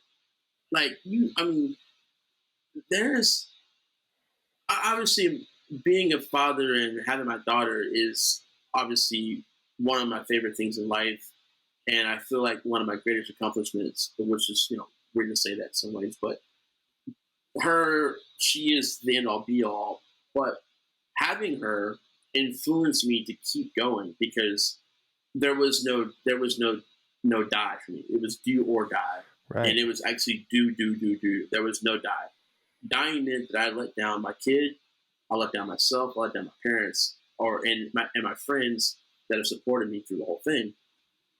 So because I had this do attitude, I was able to accomplish a lot of really cool things, and it's mind blowing. I pinch myself. I was before we were hanging out here. One of my friends, hilarious, from kindergarten, is in Nashville. She's taking her kids to a Morgan Wallen concert, and she hit me up and she was like, I haven't seen you since high school, which is true. We've been talking on Facebook now for 20 years. Right. Every time I go to Athens, my trips are short, and she'd never been to Nashville, so she came to Nashville and brought her kids. And I made a point to hang out with her. I was like, I haven't seen you in forever. And one of the things that we talked about was she said, I remember us in kindergarten and you just beating on things and playing drums and me seeing you basically from 5 years old to being almost 42 now, watching you develop into this person and seeing the things that you've seen, and then also watching you show restraint about what you post and things like that, because you never want to seem like you're bragging about what you've done in your life. She was like, it's pretty impressive, and you should be very proud of yourself. And she's like, I'm also very proud of you because it's been cool for me to watch you live your dream and do it in a respectable way. I guess that sounds silly, but like, and I said, thanks. Like it was weird to hear someone say that. Other than my family, my grandfather says it to me all the time. It's like, son, I'm proud of you. You've done it. You've done stuff that I didn't think you could do. You've done things that you didn't think you could do. People in your hometown, people in general that have never done, like, you're a small percentage of people that have done something, and it's like, holy shit, I just don't think about it because I'm so busy. I said busy, but I've been so with my head to the ground. It's going, well, this is what I'm supposed to do.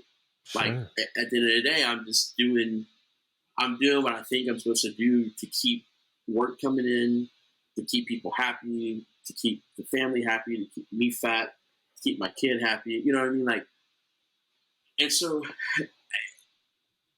once again, part of this thing right now where I'm kind of home is to kind of digest some of that because I've been on the go so much that I never really digest it. I do something and I move on to the next thing.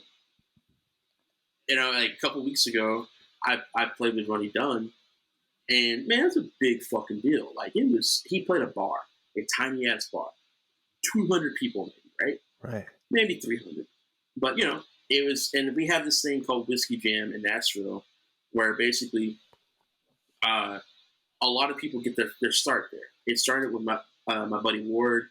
It's got Frankie Ballard, Eddie, and myself. We kind of started this thing years ago, and it's really Ward's baby. So Ward has taken it to great heights, where they even sold out a night of the Ryman.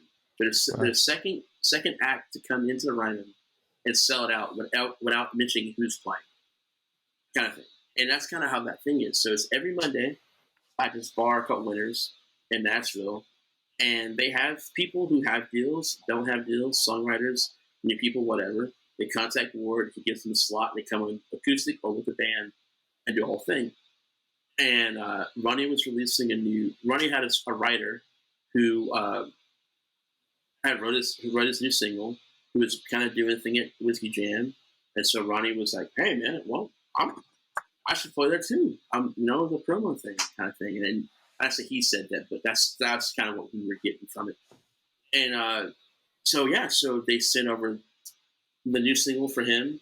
They sent, Tom sent his songs that he was singing. And then they sent these classic Brooks and Dunn songs like Neon Moon, Boot Scootin' Boogie, Red Dirt Road, and My Maria. Those are all hits. If you're country people, you know the songs.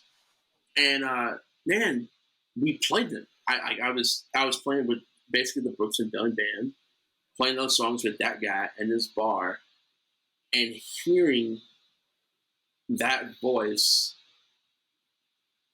in a wedge, man, with me, and I'm playing with the guys I've seen play on stage, but all of a sudden, instead of me seeing their face, I see their shoulders and their asses. It was a moment, man. Like and out of respect for Trey and the gig, and not having people ask me a billion questions like, oh, are you playing for Brooks and Dunn now and all that, I never posted about it because I didn't want that to be a thing. And not saying it would have been a thing by any means, but like, you don't want to make waves. I didn't want to, I didn't want to seem like I was going, hey, well, look what I just did, and I'm playing drums for Brooks and Dunn. No, I didn't. People do that shit all the time. I don't like it. I didn't want to be that guy, dude. So I just took in the moment that I had while playing, and then the rest of the night, one of my best friends, Randy Rogers, was there, and when we were finished done, he was like, when we were finished playing, he goes, hey man, you just fucking play with Ronnie fucking Dunn. You're like, yep. I was like, yeah, and and we went to a bar with people who were just there, and they were like, hey man, that's fucking cool. And you know what? For that night, it was fantastic. Obviously, it's still fantastic. I got to do it, but for that night, man, that was killer. But the next morning, I wasn't his drummer. Right. I wasn't a drummer for Brooks and Dunn. I wasn't the drummer for Big and Rich anymore either. I was the dude that played drums last night and had a great time. I was able to digest it. I told my daughter about it. She could give two shits because she has no idea who they are. She's like, okay, boomer. Yeah, and then and basically from that it was like, all right, well, what's next? And then I can't remember what I did after that. I think the next thing was I recorded something at home, or Yeah. or played a Monday night gig with some friends. Do you know you should be proud of yourself, man, and because you're a killer drummer and you're a humble. You spend enough time being humble that a lot of times we forget to, we as adults and people who are working hard, we forget that it feels good to be told that someone's proud of us. Like when your grandfather says he's proud of you, probably makes you feel like fucking dynamite, Oh yeah, dude. you Like know? it's it's cool because I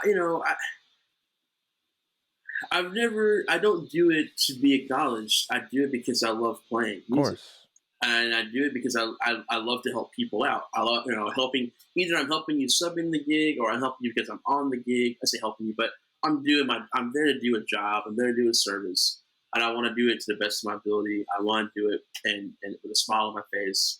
I want to make everybody happy, and so that to me that's the obviously I'm getting paid for it too, which is awesome. Sure. But that's just I don't do it because of the money. I do it because I enjoy doing it, and I have this whole thing that anything you do and you have fun at it, the money will come when it's supposed to come. Sure. Obviously, I'm not rich because of that, but but that's just how I see things. And anything I've ever did for money backfired. Right. It's backfired on me. Anything I've done because I love to do it, I've made either the most consistent amount of money, or I've made more money doing it because it was like someone was like, "Hey, man, I was going to pay you X amount of money, but I saw what you were bringing to the table. This is what I'm going to pay you." And that doesn't happen all the time, dude. Sure, but But but when that does happen, it goes, well. That's their way of saying I appreciate what you did because you're a badass. Thank you, and that's that's cool. killer. I mean, I could have also just said, "Hey, man, I appreciate what you're doing. I actually going to short you $50," and I'd be like, "Okay, cool." I mean, and as silly as that sounds, I'd be like, "Okay, cool." And the next time they call me, it's up to me if I'm going to say yes to it or not. Right. But I did do something, and you know what? Maybe they were short $50. They weren't trying to fuck me. They were just, hey man, Yeah. I counted my money and I'm short $50. I'll give it to you later, or I'll give it to you never, or whatever. And if I had fun doing it, I'd probably do it again. If they Right. fuck me on the money the next time, then I don't do it. Yeah. But it's yeah. Keio, last question, because we kind of started off early talking about Zappa. If Yeah. Dweezil called you and was like, "Hey, we're gonna do, you know, we're gonna do the Roxy and Elsewhere tour. We're gonna do the whole thing." I would start shedding right now. Do you have the? Would you be excited about a gig like that? And would you have the chops to like go in and like make it happen? I would do two things. The first thing I would do is I would go clean myself up because he called me. Second, I just pissed my parents. True story, and this is something that I really believe in. I would give it a real listen, and if I thought I could do it, I would say I'm in. If I didn't think I could do it, I'd say call this person, but give me tickets so I can come see it. No, that's big, man. That's really big. I think I mean, that's yeah. that's how I roll. Or hey, man, I'll come out. Can I play this one song? I can play that, or this two songs, Right. please. But yeah, I mean, I would be first of all, I'd just be honored that they even know who I am, because I don't know who knows me or doesn't know me kind of thing. So anytime I get a phone call from anyone, I get excited because they go, "Wow, that person knows who I am." They think I exist in their world, Right. So, but yeah, I mean, if he called me, I would do exactly that. I would say thank you. Let me give it a listen. Yes or no. That's amazing. That's I think that wasn't the answer that I was expecting, but I'm not surprised after talking to you for a couple hours to hear you say that. Oh, You know what I mean? Yeah. I mean, it's that's me. I mean, fortunately and unfortunately, I have this weird realistic thing. That's I try to be selfish. I try to do things right. Obviously, I mean, if I could do it, I'm doing Oh yeah. it. Oh yeah. And I would start shedding right now. Matter of fact, I'm doing it right I now. fantasize about it all the time. If I even, and I'm on no one's radar, I'll learn a whole record front to back if I just like know that it's even happening. Like, oh, such and such is going to go do a thing. I'll just start learning the songs just because you Oh yeah. never know. You never know. And you know what's funny, man? I mean, this sounds crazy, but like my career or anybody's career is a bunch of you never fucking know. You Right. don't know. Like, when we're done with this, you could check your phone and they'd be like, hey, Mike, here's a gig. Yeah. And you go, fuck yeah. You know what I mean? Or it could be like, oh, the roof is Crickets. leaking. Yeah. Yeah. No, yeah, the roof is leaking. You know what I mean? So, but it is, and that's the beauty of life and the beauty of what we do for a living. It's like, waking up to the great unknown, not knowing what you're gonna, what text you're gonna get. I mean, I got a text the other day from a friend who, my friend Caitlin, who I love dearly. She's a manager and she does some country stuff and some pop gigs. And she literally texted me. She said, "Hey, my pop artist has a big show tomorrow. Drummer bailed. Can you do it?" And I was like, "No." Actually, I was like, I have my daughter, so no. And then I talked to my kid, and I said, "Hey, Ava, how would you feel like when you played this pop game tomorrow night? Are you cool with staying home for an hour?" And Ava was like, "Yeah, Dad, I'm over you anyway." So, so I texted her back, and I was like, "Yeah, I'm in." And so I literally got up. I listened to the 4 songs that we were going to play, drove to the rehearsal. It was 4 songs. That was it. It's just 4 songs. It was like an opening slot it was an opening slot for this girl, for this band or girl, Gail, who I guess is huge now. It's a TikTok thing, I guess. Yeah.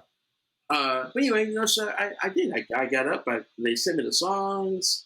I went to the coffee shop, wrote charts, drove to rehearsal. We went over a couple times, and then it was like, okay, so here's the deal. We're still doing the gig, but without drums because logistically, there's no Right. place to put a drum kit. So we're having to do the tracks acoustic. Now, 2 things go through your mind as a drummer. You say, "Motherfucker, I just Rehearse. changed my Yeah. life for this thing." Da, da, da, da, right? That's one. 2, you just go, it's life. Sure. I got to meet 4 new people I didn't know before. Maybe I'll work with them down the road. Played Maybe I some won't. drums. I got to play some drum. I got to play 4 songs 5 times, or 4 songs 4 times before they made the call. And then I just took my stick bag and I came home. Right. And true story. I got my stick bag. I came home. My daughter was watching TV, and I was like, "Surprise! You don't get to be alone." And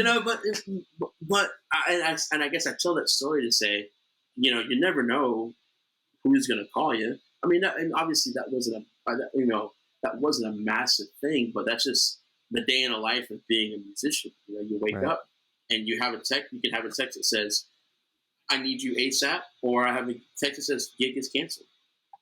And no matter what they say, you have to honor and respect that, and then you move on, or you move on accordingly. Either put your clothes on and go to the gig, or you keep your clothes off and you watch Law and Order. Or take your shirt So, off and do the yeah. gig. Or that. Keio, I should man. lose some weight before I do that again. Nah. Dude, thank you. You were a great hang, and I've had a really good time talking with you. And your story is incredible. You're an incredible player, cool dude.